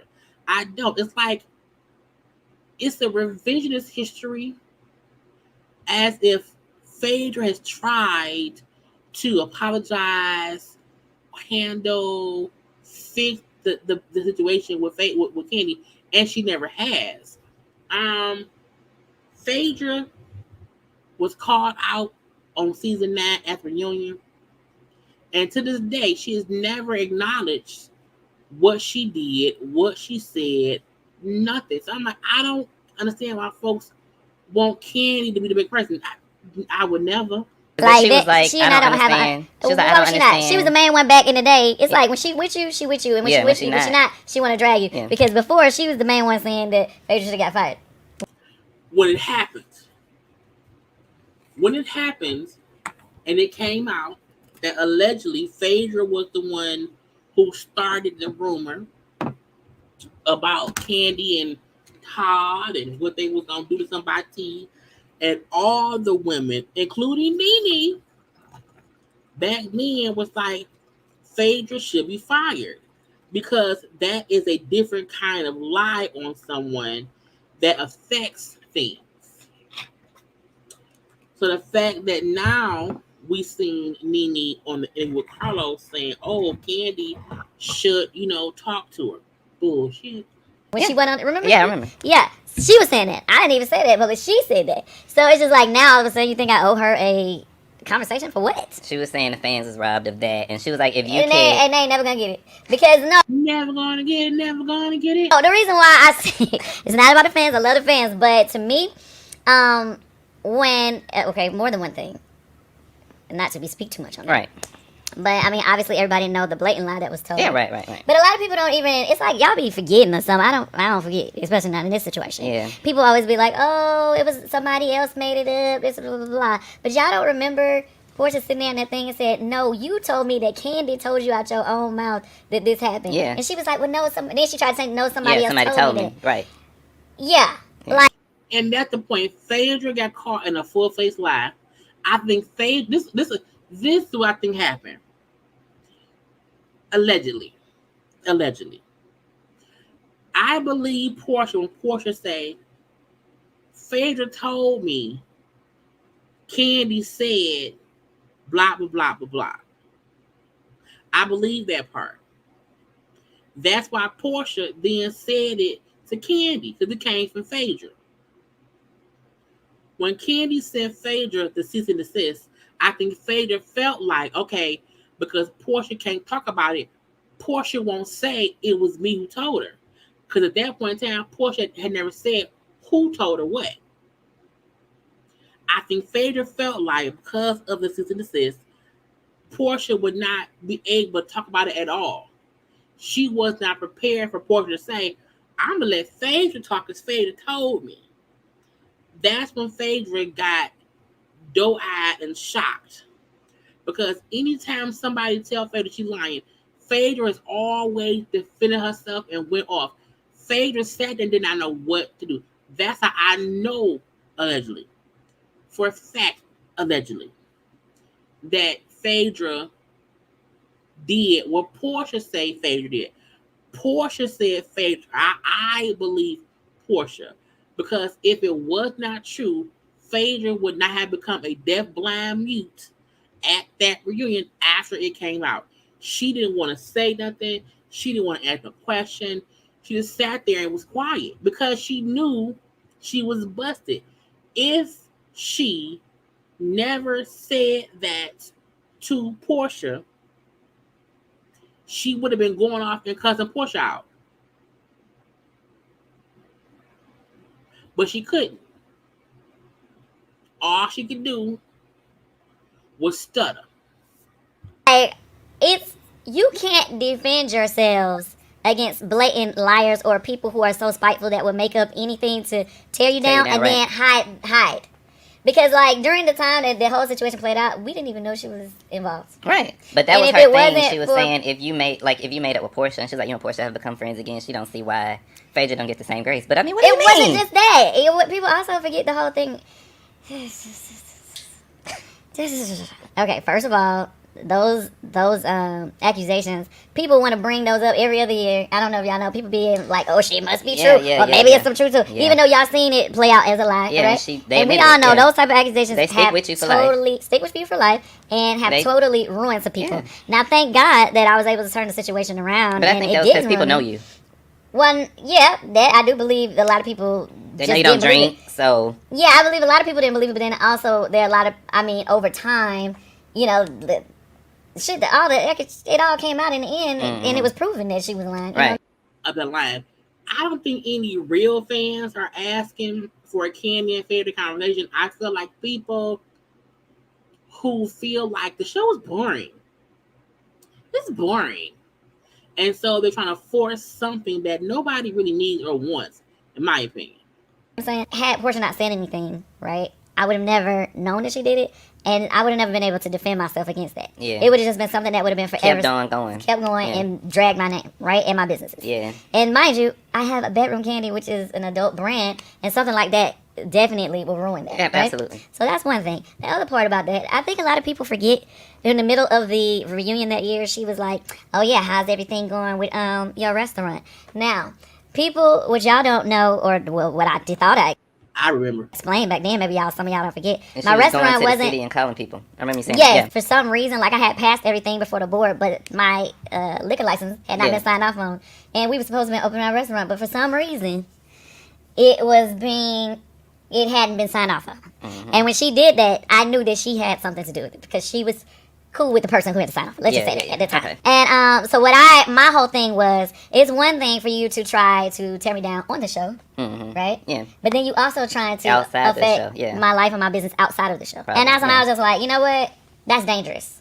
You get what I'm saying? And with that being said, I don't want to, like, I can't with you. Because I can't, you know, like, you will be pulling strings and doing everything you can to destroy me, even when it has nothing to do with the show. Right. Even when I'm not around you, I don't see you, I don't talk to you. So. And that's the crazy part. It's like, Kandi point is Phaedra was doing stuff, like, deliberately to mess up things Kandi had going on. And I feel like, my opinion is, it was because when Apollo went away, Phaedra felt like Kandi and them took Apollo's side. That's why I feel like Phaedra was doing things spitefully, allegedly, to Kandi. You know what? Let me just excuse myself and move. Like, I've never tried to, you know, stop. Obviously, she's still on show. She's still on Bravo. Right. So, you do you, I do me. If they wouldn't have you there, that's fine. I just don't want to be there. Like, I don't know why everybody has a problem with me saying that. I don't get it. I don't get it. It played out in front of y'all. Like, I don't get it. I don't know how people try to change the story. I be seeing people change the story now and be like, nah, see, she really didn't. No, she really did. Mm-hmm. She really did. She really said those things. She really did claim that I said it out of my mouth first and then changed the story and said somebody else told her. Somebody told her. Like, it really happened. But everybody, for whatever reason, wants to act like I'm just supposed to be like, yeah, so. Let's talk. What we talking about? Yeah, exactly. And as far as me and Portia, it is taking a long time for us to get to a place. It was like 2 or 3 years after that of y'all like going back and forth. Yeah, it was a while. It was taking a long time for us to get back to a place of being, you know, being cool or whatever. And I feel like the reason that Kandi and Portia are friendly and friends now, Portia had to gain Candy's trust back. People forget Portia, when that following season, Kandi was ignoring Portia. Kandi was not having it for Portia. Portia had to keep, you know, basically kissing Candy's ass for a couple seasons. Because when you are a part of something so detrimental to someone's brand, someone's life, someone's reputation, it's not an easy, I'm sorry, baby. It's like, no, it took time. Portia also owned up to her part in it. She kept apologizing, and her and Kandi rebuilt a friendship. Phaedra ain't never said nothing. Never. She's never acknowledged. She's never said. Phaedra has not said anything out other than, I said someone told me. That's it. Even if someone told her, why would you not tell Kandi that someone told you that about her? Why would you tell Portia? So, right, I mean, we had to continue to work with each other in the show. Right. So, yeah, we worked through those things. But to me, it started with the admission of this wasn't right, this is what happened, and putting all the cards on the table. Portia apologized. Phaedra still ain't Yes! And people still don't understand. Thank you. At least somebody understand it. But what was... See, that's why I was so confused, and I think that's why you and Portia got into it later. What was she apologizing for? Well, I mean... For her role in it. That's why it still took us a long time. Right. It still took us a long time to get on the same page because I felt like, you know, it was a lot clearer. But at the end of the day, for there to be any fault admitted, and like I said, if it wasn't for admitting, you know, what was said there and who said it, like, we would have never gotten to the bottom of it. Yeah. You get what I'm saying? So that's why I was like, at least that was a step to go forward. But the other one, she still be over here acting like she ain't did nothing. Yeah. I'm like, child, I ain't got time for that. No time. And I'm happy that she's on television. I'm happy that she's doing her thing. I just don't want to do it together. I agree. Like, let Phaedra do Phaedra, but I don't need Phaedra to do Phaedra around me. Because to this day, she still acts as if nothing happened, as if she did not do anything. So I feel like Kandi saying verbatim, I don't owe that bitch nothing. I ain't getting her nothing. Y'all will forever be waiting on me to do that. Okay? I fully agree. Okay, now lastly, because anything else I'm going to have to do tomorrow because I'm tired, y'all. So I'm going to get to Kenya. So Kenya did an interview. Wait. I want to show Kenya's face, not his. Okay. Kenya did an interview with Carlos. Now, y'all know Carlos aggravates me, and I don't really watch his podcast. Like when he reviews the shows, I don't watch that. But now if he's interviewing somebody that I am mentioned in, I'm going to watch and review. So he had Kenya on. Kenya had a part 1 interview today. The part 2 will air next Tuesday. If y'all don't like Kenya, I really feel like this can make you like Kenya. It was a really good interview.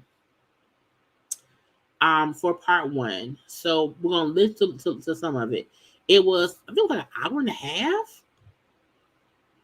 Was it an hour and a half? Let me see. It was an hour and 18 minutes for part 1.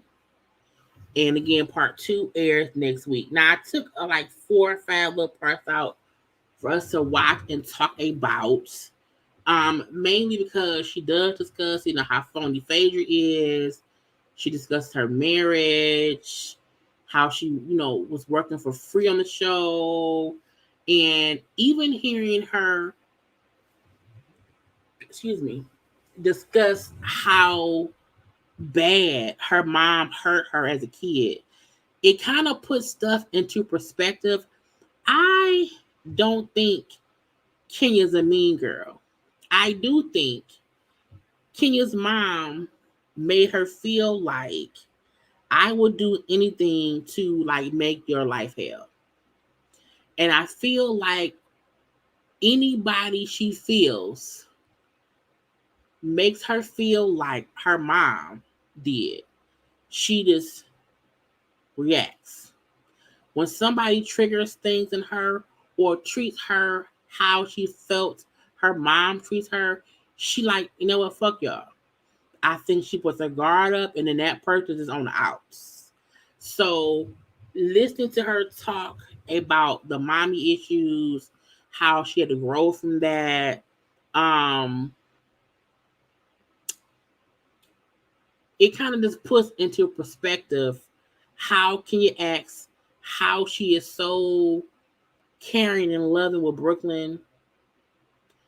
And it just makes more sense. Now, again, I took different pieces. It is not in order at all.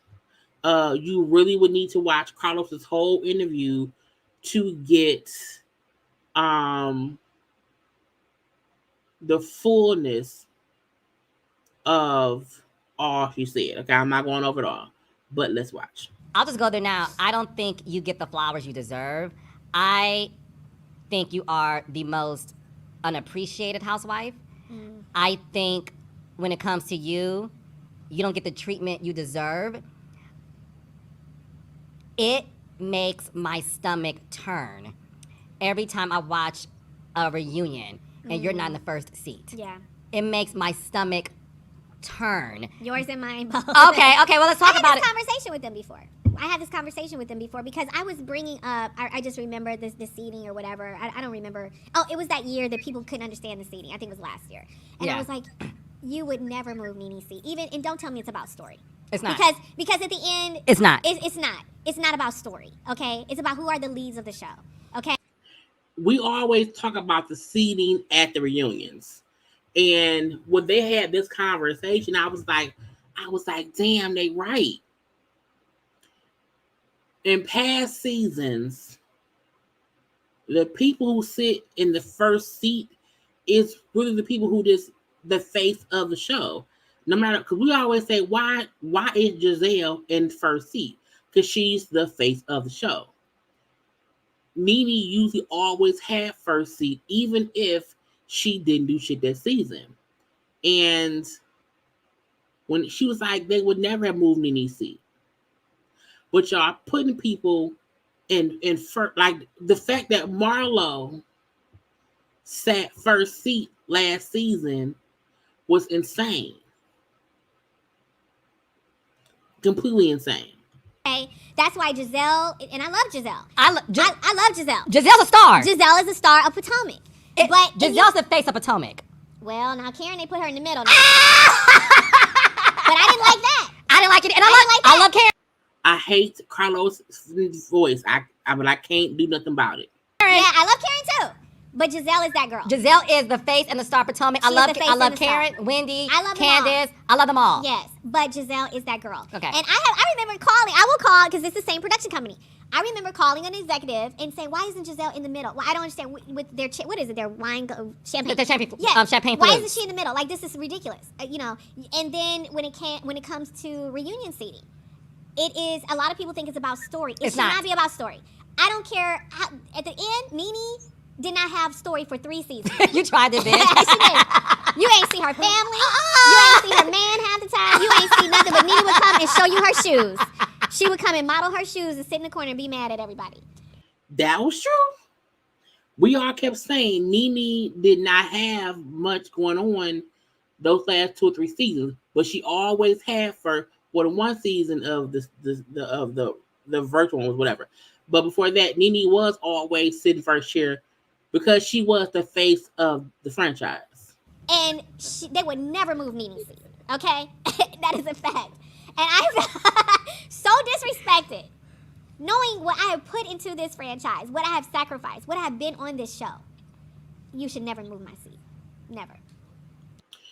In my opinion, Kandi should be on one side and Ken should be on the other because they've been on the show the longest. And then everybody else should be seated after them. But I do feel like it should be Kenya and Kandi. It's like on Jersey, it should be Teresa and Melissa. I do think the people who are the face, who's been on it the longest, should have first seat, in my opinion. Kandi can sit on the end. She don't care. Her paycheck's not going to change. The first seat is about who's the star of the season. The star of the show, who's the face of the show. Is the reason why Giselle, Teresa Giudice, Kyle Richards, Nene Leakes, Kim Zolciak, okay, Bethany Frankel. Let's have a conversation about it. They never always had the most story. Never. Sheree, the reason I disagree, Sheree comes and goes too much. I feel like Sheree was on season 1, but she's been like let go and brought back like 3 or 4 times. So I don't think she deserves a first seat. Maybe second seat, yes, but not first. Only because, you know what I'm saying, she kept coming and going. Never. I feel like I'm akin to Kyle. Like Kyle in some way, like Kyle, I've always had great story. This year, not so much. You know, not so much. But at the same time, Nene has had seasons where she was not, like I said, she was not giving you great story. But that does not mean that she was not still the star of that show. And I really took umbrage to that, and still do, because I think it's a mistake. And do you think it's a message to you? If that's the case, then every season they do that is a message to me. I mean, the message is maybe, you know, like you said, I don't feel that my time on this show has been as valued as it should have been, as it should be. Where are my spinoffs? When I was at the height of my time on this show, and I wanted a spinoff with my child having a baby, and I was denied that. And you know what? I was very shocked. Everybody else had like a baby special or some kind of special. We know Kandi has had multiple, you know, spinoffs. Portia had her baby spinoff. So the fact that Kenya did not get one, we all knew it because she went and got married and they was upset. But I still think it's weird that she never got one. That should have never happened. Because the show should come first. The show should always come first. And I cannot say that the show is coming first now. Were you punished because you got married to Mark Daly off camera? Of course. Is that a secret? I mean, is that a secret? Of course. Yeah, they didn't like that. And listen, I understand both sides. I'm a smart girl. I understand both sides. We have invested all this time in you. Your storyline from the beginning is that you wanted to be married and you wanted to have a baby. But when I tell you on my side, well, I can't have a husband by bringing him on the show, because we all see how that turns out season after season. If I bring a man on the show, it's like the kiss of death. That's true. That's true. Every person Kenya's been on the show with,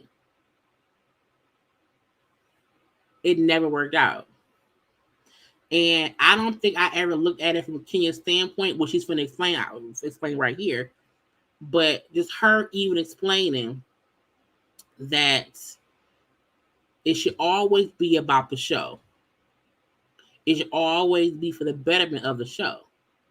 So y'all could have been upset that I did not include y'all in me getting married. But to then not have a baby special when that was a part of my whole storyline all these years, y'all was being petty and not thinking about the show. It's not gonna work for whatever reason, and now you're seeing that every marriages are failing. Marriages are failing. Drew and Ralph, Eva and Michael Sterling, Kim and Croy. And I know other people on other franchises have gotten divorced as well. I'm just naming stuff from Atlanta. But I'm saying a lot of people who has been on Bravo shows or just in reality TV, marriages have not survived, being around here. You know what I'm saying? I'm trying to get married. And if I have all of these distractions, all of these girls and all of these things being said and people, constantly putting all this negative attention, people going in. I remember I brought one guy on the show once. Before he was just in the trailer. Before he even appeared on the show, they had mug shots of him. They had all kind of stories coming out on him. And it's like, for what? You're killing me. You're and this is not the fault of Bravo. This is the fault of all of the people invested in our show. And it's unfair to dig up dirt on someone that you don't even know yet. Yeah. These fans be crazy. Completely crazy. And I feel like we're seeing that with Love and Marriage Huntsville. And I also like the fact that I see a big difference in Nene's interview and Kenya's interview, in my opinion. I feel like Nene blamed a lot of people for stuff. Nene boasted about herself as HBIC in the house builder. I feel like Kenya's responses were more well-rounded. It wasn't blaming other people. It was more explaining why things happened, things we, did not know. And Nene just seems to have been complaining a lot, but that's just on me. And what is the point of it? What is the end result of that? What is the end game for you to fuck with my life? Because obviously, this man is going to look at me like, well, you're having my clients calling me that didn't even know I had been arrested, and they don't even know what this was about. This was about a man doing X, Y, and Z to me, not what they're portraying it to be. So it's... No. She's saying she got married before she got pregnant. Her point was her being on the show, all the men she was dating or even connected to before she met Mark, it completely went downhill because of the stuff within the show. So once she met somebody, she made a choice to not do that. But she's explaining that. But no, she's not saying she got married off the show because they did not give her spin-off. She got pregnant with Brooklyn after she got married. It's a costly thing for me, and I weighed what I needed first. And I needed to have a family before I needed a show, which is why I can always walk away. Because I always prioritize what is going to make me the happiest. And at that point in time, I met someone that I thought, this is the one. Now, if I make the choice to make it public and bring him on the show, he could go away. But right now, it's good. And as soon as I exposed him on the show, what happened? Divorce papers ensued. Rightfully so, but there is a rhythm to it. Mm-hmm. We always said we never saw Kenya and Mark as this happy couple. So Kenya's saying before the show, like, we were good because I kept him a secret and we were able to fall in love and then got married. And then once people knew who he was, once he got on the show, shit went left. But I understood their point of view, which was, we invested in you. This is what your storyline has been since your first season, season 5. And then you go off and get married and we don't even have it. And to add insult to injury, he didn't want to appear on camera. And now he does because he's allegedly shooting his own reality show. Well, we're going to get into that too. Because he did not want to film on the show, and the producer we keep talking about, she had to call him constantly to do it. Yep. Is he trying to take your money? He wants me to pay his bills and some payment that no one understands what the payment is for. But that's not holding up the divorce because I would pay him whatever to go away. He is trying to undo my rights to Brooklyn when it comes to TV appearances because he's now doing a reality show. Is it a pilot? Because you're not a producer. I believe it's a show because is it straight to series? That I don't know. He won't tell me about it. He won't discuss it. I do know that they've been traveling. I do know. So if you just have a pilot money, you usually don't travel people and shoot in multiple locations. So I do believe that it's an actual series. And I feel like we kept saying, girl, if he wants some money, pay him. So it's good to hear her saying it's not just money stuff. He's trying to change stuff for Brooklyn. And so that's what's holding things up because the money is nothing. The money is whatever. You know what I'm saying? I agree, Keisha. I do feel like Kenya jumped in too soon. But a lot of people do that because you think it's amazing. Because it's new car smell love where nothing seems to go wrong. And then a year down the line, the goddamn oil light won't go off, the tire keep going flat, and the damn car is a junker. So I think Mark showed Kenya the great person that he could be, even if that ain't him. And then once the real him slowly showed the head, it got worse and worse and worse. And he was upset when he saw Marlo kick the door while Brooklyn was in your hotel room. Well, he was allegedly upset. Okay. Because this is a man that hasn't seen his daughter for a total of 2 days and 2 years. But not Mark a deadbeat daddy. But that's the guy to when people say if Mark is like a deadbeat, why would she want to have, another baby with him? But I feel like it's probably because nothing will change. If Mark is already not involved in Brooklyn's life, can you having a second child for Brooklyn to have a sibling? It wouldn't differ. It wouldn't differ at all. You know what I'm saying? So I support Kenya having a second baby because nothing will change. She will still be divorcing Mark. He still won't be around for the babies. The difference is Brooklyn would have a sibling. So what he's trying to do is trump up charges so he can have me sign off on her appearing in his show. And that is what held up the divorce. Because if it was the other things, I'd sign off. I mean, you want this money? Here, I'll make more. It's not that. He was trying to take away my right to Brooklyn when it comes to TV appearances because he wants her to appear on his show. Did the show ruin your marriage? No, Mark ruined our marriage. Mark ruined our marriage. I'm a good wife, and I will be a great wife to the next man. I said, look, let me rewind that. Because I feel like some shows ruin marriages. Some people like to blame a show for ruining their marriage to protect themselves or their spouse. I like Kenya saying, no, Mark ruined this shit. It wasn't the show. Who he was ruined it. Because I'm going to be a good wife. I could have been a good wife to that motherfucker had he not been who he is. That's a way of saying, because of who Mark is, we're not together. It ain't got nothing to do with me or the show. Marriage? No, Mark ruined our marriage. Mark ruined our marriage. I'm a good wife, and I will be a great wife to the next man.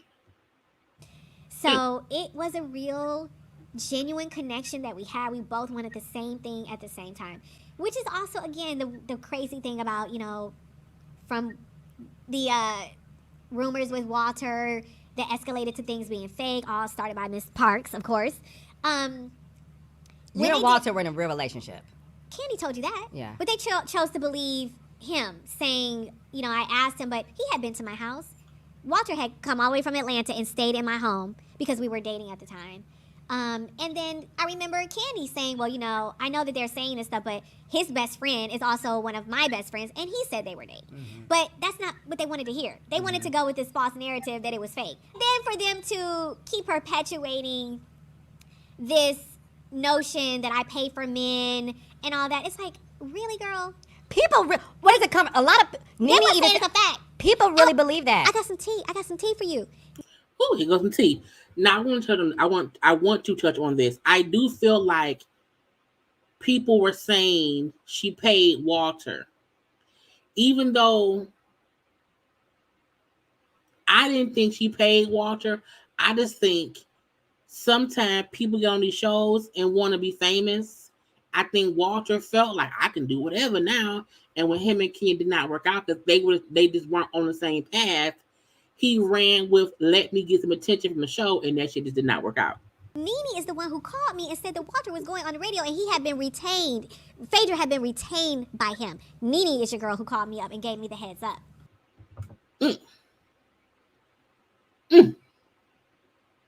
Okay, so Wait. Phaedra was in cahoots with Walter. Phaedra, the attorney, who we have not seen win no cases, was in cahoots with Walter when the show aired and him and Kenya, stopped being together. Walter was on the radio station talking and snitching.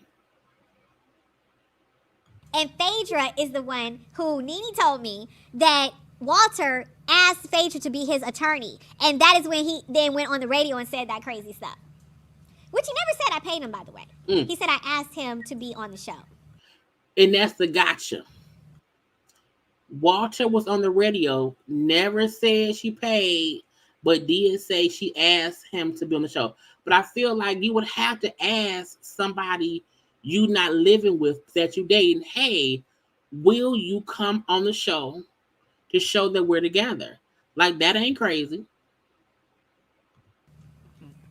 Yes, can you come on the show? Because if you do, you got to sign a release. You got to film at 2 o'clock on Tuesday. Right. You're supposed to ask. Yes. Yeah. That turned into somehow us faking it when clearly Kandi already said that he had told people we were dating, and it's obvious evidence that he had been at my house. So that was a complete lie. Hand on a Bible. Wow. Hand on a Bible. If you have a Bible right now, I will swear, hand on a Bible. I have a Bible app. Bring a Bible app. I will put my hand on the Bible app, okay? I'm sure it works the same. But it's crazy that from that, you keep perpetuating this rumor. But then I thought about it. I said, those kind of rumors exist for every single person that is on the show. Kandi will always be the sugar mama who paid me, who pays for boyfriends, or the sugar mama who takes care of me. Cynthia will always be the girl who was the weak one, no backbone, always up Nene's behind, whatever. We all have something that someone in the cast says about us that sticks. And that was mine. Even though, if you're looking at me, really, I have to pay someone? Really? This is what you want people to believe. A successful, bright, kind, smart woman that looks like me, a former Miss USA, has to pay someone to date them? I feel like she would have paid somebody better than Walter. Really? That's what you want? And it worked. And even after that, then everything, the fruit of that, became a lie. Fake husband. Fake boyfriend, fake fiance, fake husband, fake marriage. Am I having a fake divorce? Fake baby. At one point in time, the Real House. I told y'all I cut it up. So again, them saying, oh, she paid Walter. Everything from that point on with her, they said was fake. As she said, fake fiance, fake boyfriend, fake pregnancy. Because they kept saying that she wasn't really pregnant. That ain't her kid. That ain't her. Right. Come on now, Dion. I feel like had Kenya paid somebody to act like her boyfriend while she paid someone who would then embarrass her. Right. Walter in the radio interview that he and so that he and Kenya dated. He even stayed at her house in Cali, and he said that Ken takes things slow. I think Phaedra made that up because that was the start of her downfall with Apollo. And I do feel like because of that whole Kenya flirting with Apollo, now the Kenya Apollo thing will be on part 2, which airs next Tuesday. They don't get into that here. Okay. Hey, Uncle. Love you. But again, them acting like Kenya was paying for people, it's like, why? It doesn't make any sense at all, actually. She would have paid somebody to do a better. She would have paid someone who would have been around at least for the full season and not give her a hard time, in my opinion. Okay. Housewives of Atlanta was like What's a that Soho girl? House membership. Now it's like a playground to where it's free to the public, and you don't have to do anything to get in but arrive with your cooler and So now they're discussing how Atlanta used to be. Housewives of Atlanta used to be a hard show to get on. Like, you have to prove yourself doing this, that, or the other to get on the show. And now anyone can get on. The fact that Courtney is round here with screen time, hell, the fact that Marlo round here with screen time is kind of proof that they're just grasping at straws because they don't know how to produce a show. your rehearsed reads and being prepped and having a battery in your back with AA batteries and a charging station that was meant for a Tesla, but it's really for these new girls to wind them up like a rag doll. And oh, I'm sorry, I forgot my line of questioning. I went to another stratosphere. Anywho, I'm back now. At the time when it was a privilege to be on the show. When it was the show to be on. The show to be on. The show to be on. Many girls auditioned. Yes. Many girls were told, bye-bye. Yes. What people don't know is this, and you tell me if I got the number wrong. You filmed for over a month. Oh, over a month, yeah. Without being an official housewife. Right, and without pay. They didn't pay you. They didn't pay me. That was the reason, eventually I was like, I'm out of here. If you don't know it by now, you're never going to know it, and so I'm gone. So thank you. That's thank you very fact. much. I know how to walk away. That's the one thing about me. I don't do things just for money. You know that? The history of me being on this show tells you that. If I'm not happy, if I don't like the way things are going, I'll just say, it's not working out. Thank you. And that's why I said I love this interview, because the conversation to me is like, this is what the show used to be. This is what the show was doing now. And that's the difference in the two shows. I still feel like they do need to better vet these people. I do feel like anyone should not be able to get on the show. I do feel like if they vetted them better, the show would be better, in my opinion. Right, hey, Kiwi? Right, when he was doing the show, I do not feel like Carlos King and Q, we love you. We love Winter. But Carlos King needs to be focusing on his own shows and making sure those ratings and those shows are good. Because I'm like, get your own house together, leave Bravo alone, in my opinion. And while there's truth, and they need to go back to how things, because my thing is, within the past, since Nene, Cynthia, and Phaedra. Nene, Cynthia, and Phaedra being gone, because of that, they've been having to try to fill those voids, and they're letting anyone on versus trying to find the right fit. And they're letting anyone on, and then it's drama. And Carlos, in my opinion, keeps speaking on Bravo. But his own shows are sinking. No, I'm from Detroit. I live here. No one is watching Love and Marriage Detroit. People still asking when is Love and Marriage DC coming back, because the first part of the show came on. They still waiting for part 2. I just think today how Raina posted they filming a reunion. I'm like, how a reunion? How y'all filming a reunion before the second half of a season even is aired? That was weird to me. And Love and Marriage Huntsville, folks is tired of the same old drama.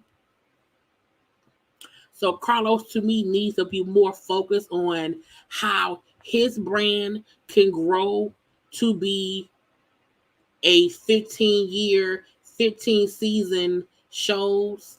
And to me, Love and Marriage Huntsville being on season 6 don't count because they do 3 seasons a year.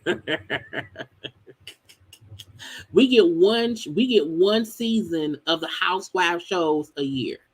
Whereas on OWN, you can get 2 seasons in 1 year for the same show. Thank you for your time. Mm-hmm. Yeah.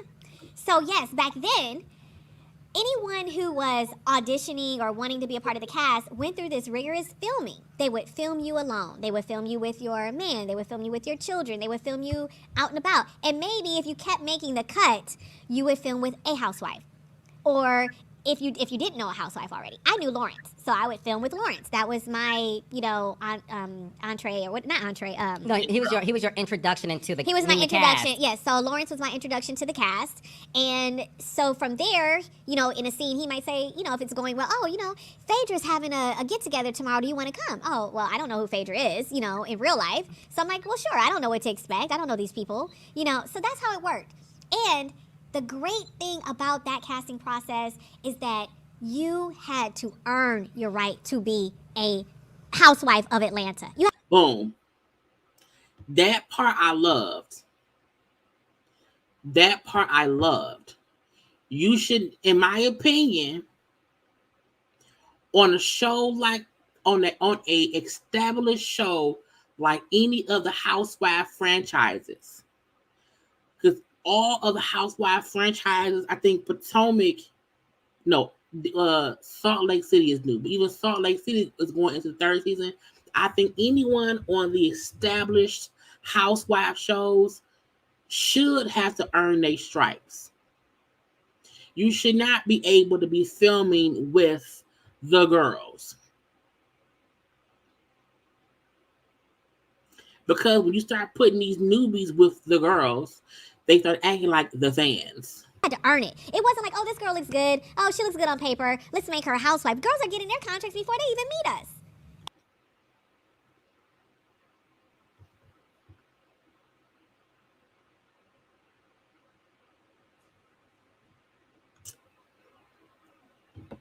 What? Yes, Kenya's on the show.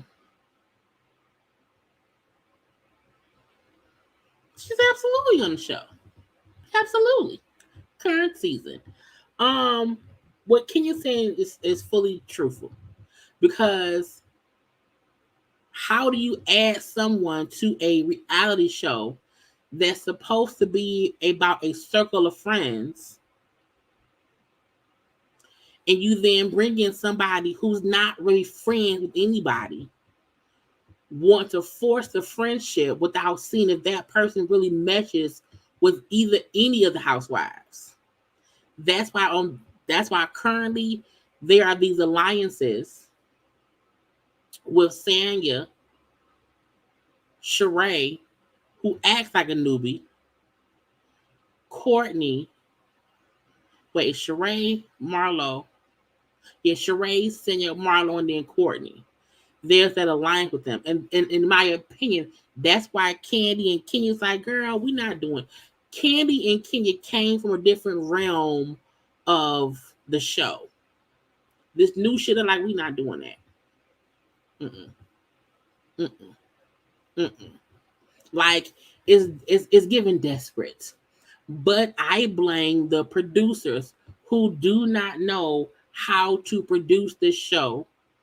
And they're just looking for bodies in the seats who will bring drama, because to them, that's what sells.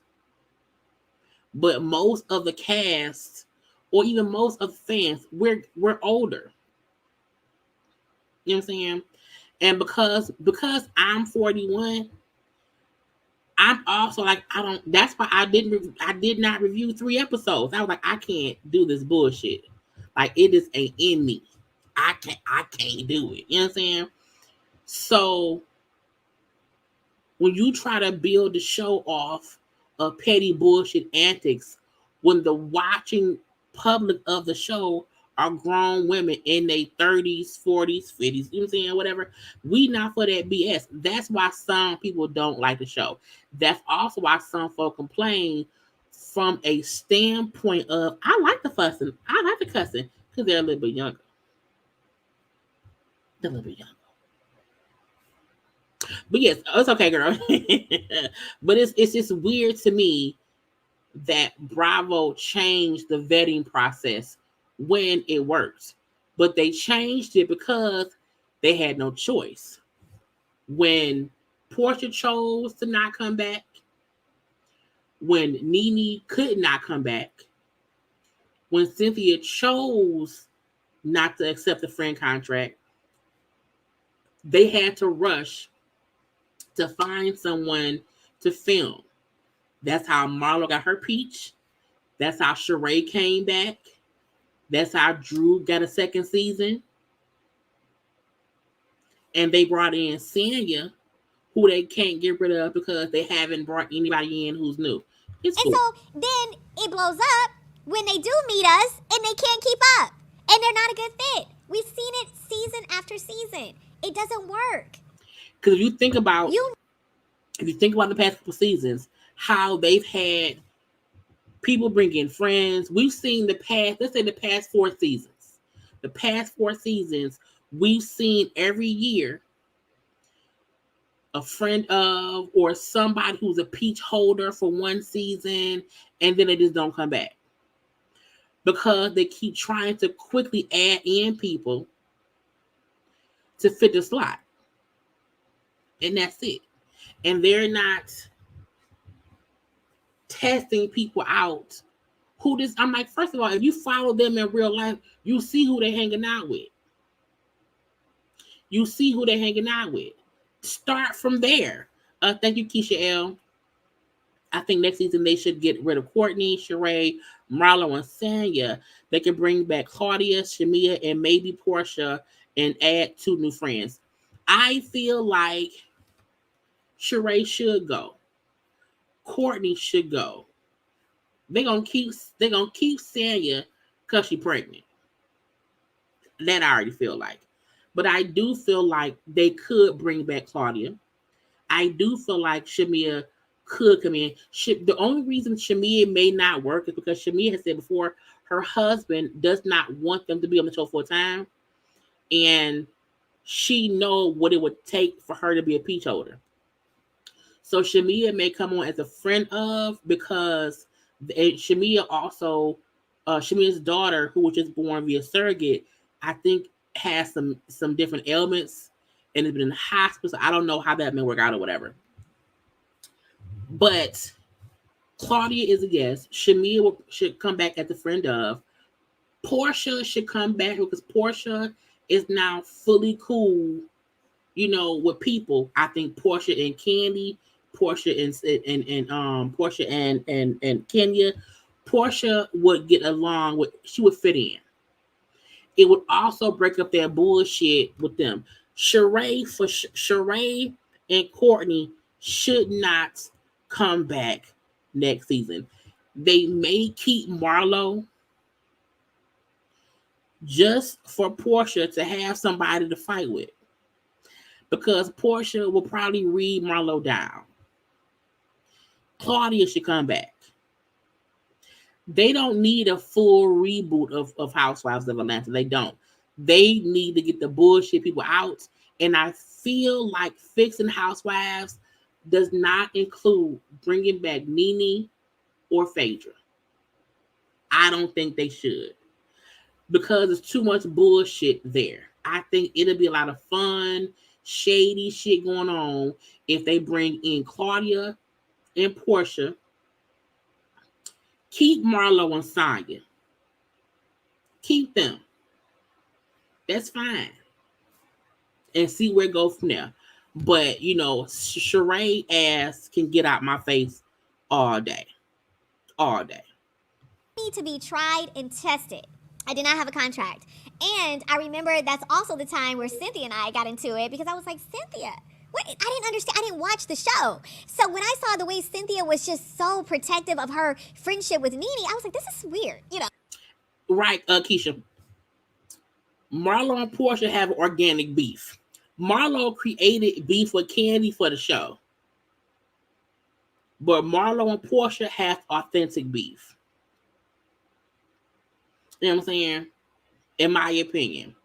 But even, Kenya saying how she didn't watch the show.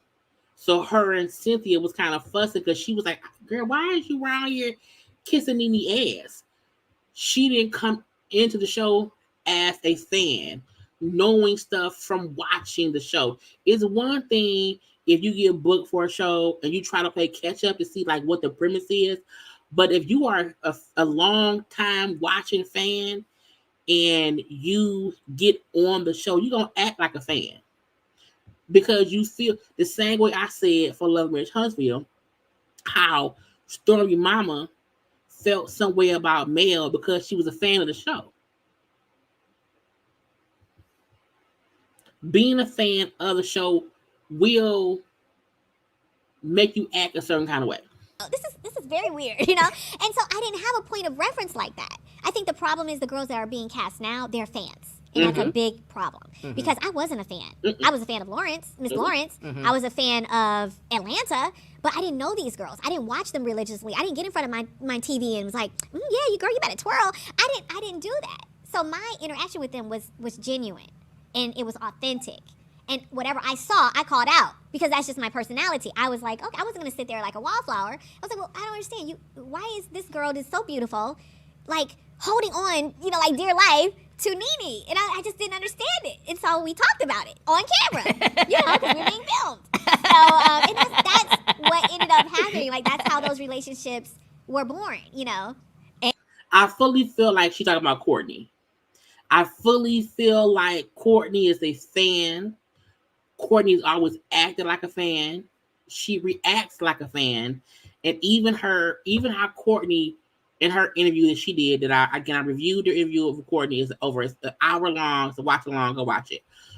Even how Courtney tried to keep describing herself, I'm a happy person. And I'm like, girl, stop. You still come off as a fan. You act like a damn fan. And what was born was a star in terms of this woman is meant to be in reality television. And then another star was born by the names of Portia Stewart at the time. Yes, Stewart. And what I heard, and I never asked you this. I was told when you guys were filming season 5, the current peach holders, Kandi, Nene, Cynthia, went on strike. They went on strike. Against Kim. They did not like that Kim. Now remember, Portia wasn't cast. I was cast, right? They weren't looking for anybody else. This stuff we didn't know, y'all. Listen up. The casting was closed. What? Yes. I didn't know this. Yes, the casting was closed. When Carlos wasn't producing that season when Kenya and Portia was cast. And Kim, when they, because I remember sitting at the lunch, and I believe this lunch was televised. No, it was. It's when Kim shut the camera. Yes. Portia wasn't there. No, she wasn't there. They cast Portia after Kim walked off because then it was like they didn't know what was going to be happening with Kim, and so Portia was the replacement housewife. No shade to Portia. No, I didn't know that. Happened. Yes. No. Yes, because remember the number of housewives they had. I think at the time it was 6. 6. They didn't need 7. They never have been 7 of Atlanta. Not from my memory. It's never been 7. Even to this day, I don't think they've ever had 7.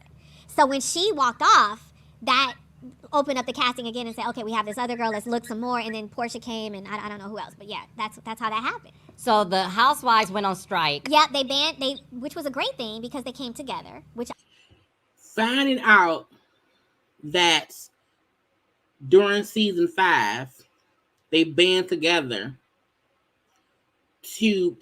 against Kim, to me means Nene saying how no one stood up for her, how no one had her back. I'm like, but if y'all all banded together, at some point y'all had each other's back. So again, that's why I'm not comparing two interviews, but I feel like Nene's interview was it wasn't bad. But I feel like we're getting more information from Kenya that matters and that shows some behind the scenes things, and we didn't get that this kind of stuff from Nene, in my opinion. I just wanted more from Nene. It was a good interview. I admired. They did not like the way that Kim was receiving preferential treatment, and they band together and was like, we're not going to work this week. So they were like, okay, well, what are we going to do? Production is down for a week. Let's get this other girl, audition her, because now we don't know what's happening. Kim's walked off. Let's look at what else we can film. And so that's when they called me to come in to go to Portia's event.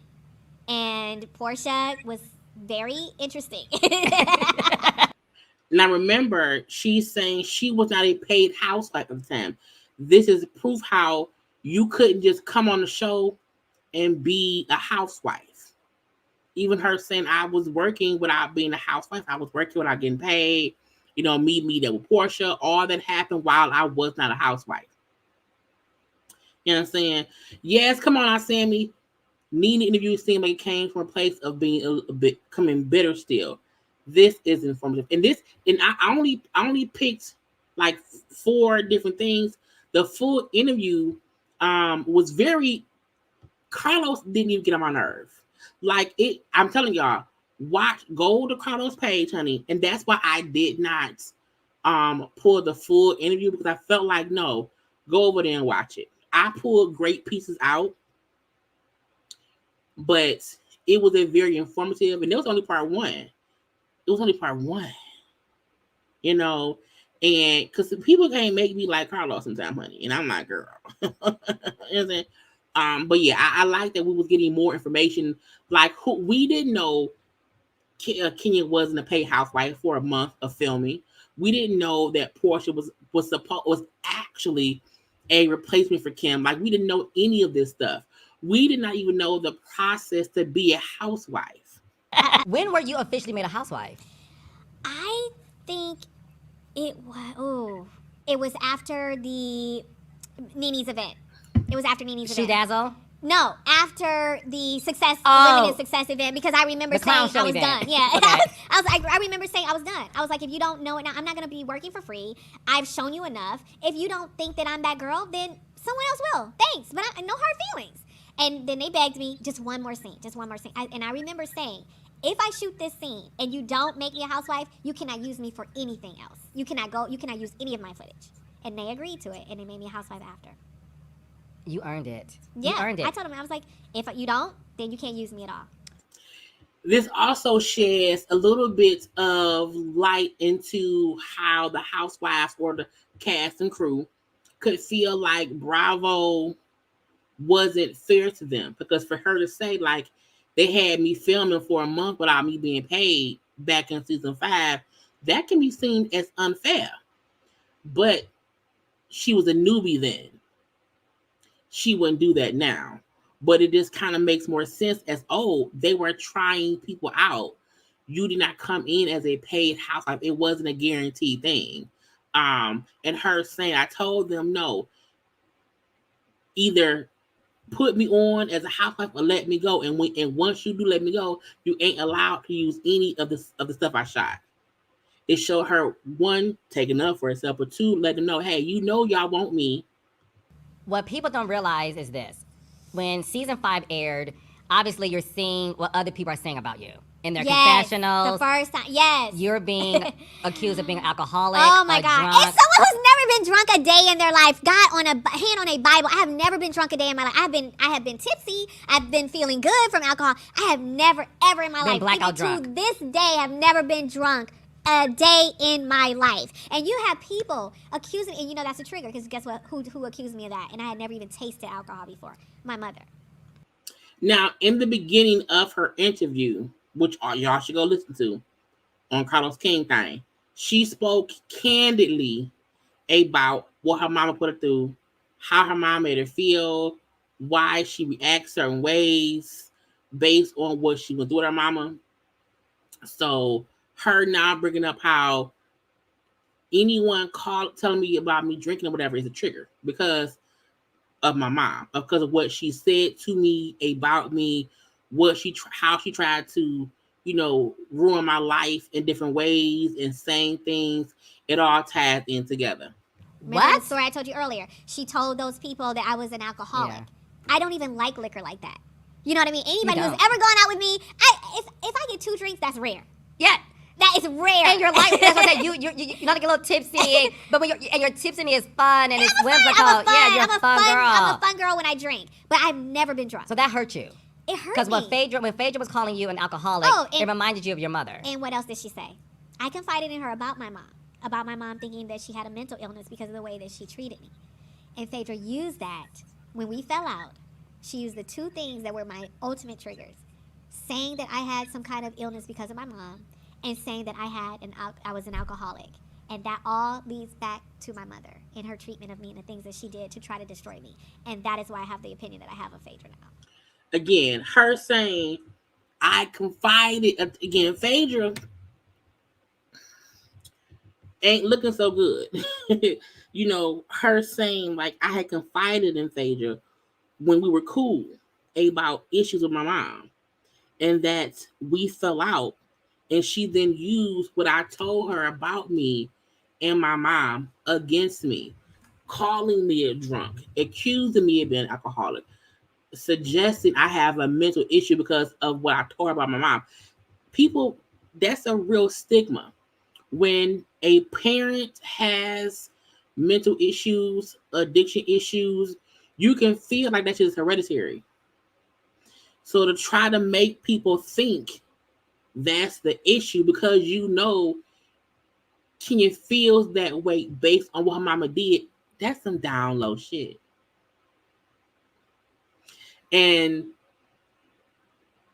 the fact that both, even how folks brought up how Phaedra went behind Nene back trying to get Nene's sister on the show is shady shit. You know, Phaedra telling Portia, Kandi said this, and it was a lie, it's some shady shit. You know, the fact that Kandi assumed Phaedra had something to do with her liquor license back in the day not being approved is some shady shit. It's also why a lot of people don't open up about life issues, because you do not want anyone using your deepest, darkest fears against you, because that can be some shady shit. You were not in a good space when season 5 was airing. No. Is it true that you had to speak to a therapist? I did. When season 5 was airing. When it was airing, and I saw all of the things that were a stretch, that they were making it seem like I was the one thing that crushed my soul is when I was watching the Cynthia Bailey fashion show, and there were coochie crack. Yeah. Okay. That was fine. When they tried to, when it appeared, let me be diplomatic. When it appeared that I was being mean or saying unflattering things about another black young girl, that destroyed me. That is not who I am. That is not who I will ever be. I have the weakest, like I am a fool for a young black girl in need. Yeah. I have so many people that I mentor. I literally take on so many women and cases and just girls who remind me of myself and who remind me of that little black girl from the ghetto, just dealing with life and dealing with not having a family and wanting a relationship with my mother and just trying to just get home at night without being robbed or raped or killed, and just wanting something more for your life. Mm-hmm. And when I saw that, when I tell you I didn't answer my phone for a week. I can confirm that because our friend Joy, again, I didn't work season 5. Yeah. I was told she had to I almost had a mental breakdown. Joy had to drive to your home. Yeah. And sit with you for hours. Yep. And said, I'm just here to talk to you. Yep. Like, that's how severe it was for you. Because here you are entering into the space of reality. And you're like, oh, okay, I can. But tell the story the way it happened. And that really made you second guess coming back to the show. Yes. It was like, if this can happen, the fun stuff, I can deal with that. Nene pulling up and saying that I was, literally I'm in a 4-star hotel with a 2-bed, and her pulling up and honking the horns and stuff like that. The ghetto, white refrigerator. Yeah, like, oh God, and the ambulance in the background and the police sirens. I was like, oh, y'all tried it. So then you're like, it's funny. It's like, right. It's stupid, whatever. It's stupid. I'm like, I'll take that L. You know what I mean? Yeah. Meanwhile, I'm across the street from the Fox Theater in a 2-bedroom, 4-star hotel. It's fine. Okay. So I left it there. But even Kenya is admitting, season 5 was her first season. So her saying once she saw what people were saying about her, watching the show back, that had a mental effect on her, and it kind of made her depressed and her not want to come back for the following season. I think a lot of housewives probably deal with that. Once you see, because it's one thing to have a conversation with somebody in the moment. But to be able to see what they said behind your back and they never told you they said, it can be good and very, very, very, very, very bad. Okay. Again, the interview that she did with Carlos, it was very informative. You know what I'm saying? If y'all don't know, now you know. Go to Carlos' channel to watch it. But that's all I have for y'all today. Okay. We have been on here for far too long around here. But I hope y'all all enjoyed, okay, the live tonight. I will try to be live tomorrow for y'all. But do not forget the Courtney interview. You know, Courtney's interview is up on my channel. It's a watch along. Okay, it's a watch along. It's about an hour long. It's good, y'all. It's good. I reviewed Housewives. That's up as well. I'm doing Love at the Lock. When I'm sorry, Love during Lockup. And even Sheree and singing, whatever. All that is up. But right now, ain't nothing else going on. I hope y'all had a good time. I will talk to y'all tomorrow. Do not forget to like the video, okay? To share the video, okay? To subscribe to my channel. You know what I'm saying? Part 2 of Kenya's interview comes on next Tuesday, so we'll have a watch along for that then. Again, I am posting content daily, so even if y'all do not see me on a live, you should need to know there are videos up for y'all to watch on my channel, so please watch them. Thank you very much. Again, like the video, comment in the comment section, share the video, follow me on social media at JayLeesCorner on IG, Twitter, and TikTok. And subscribe. Okay, y'all, look, be safe, be safe, be safe. I love you all. And until tomorrow, bye, y'all.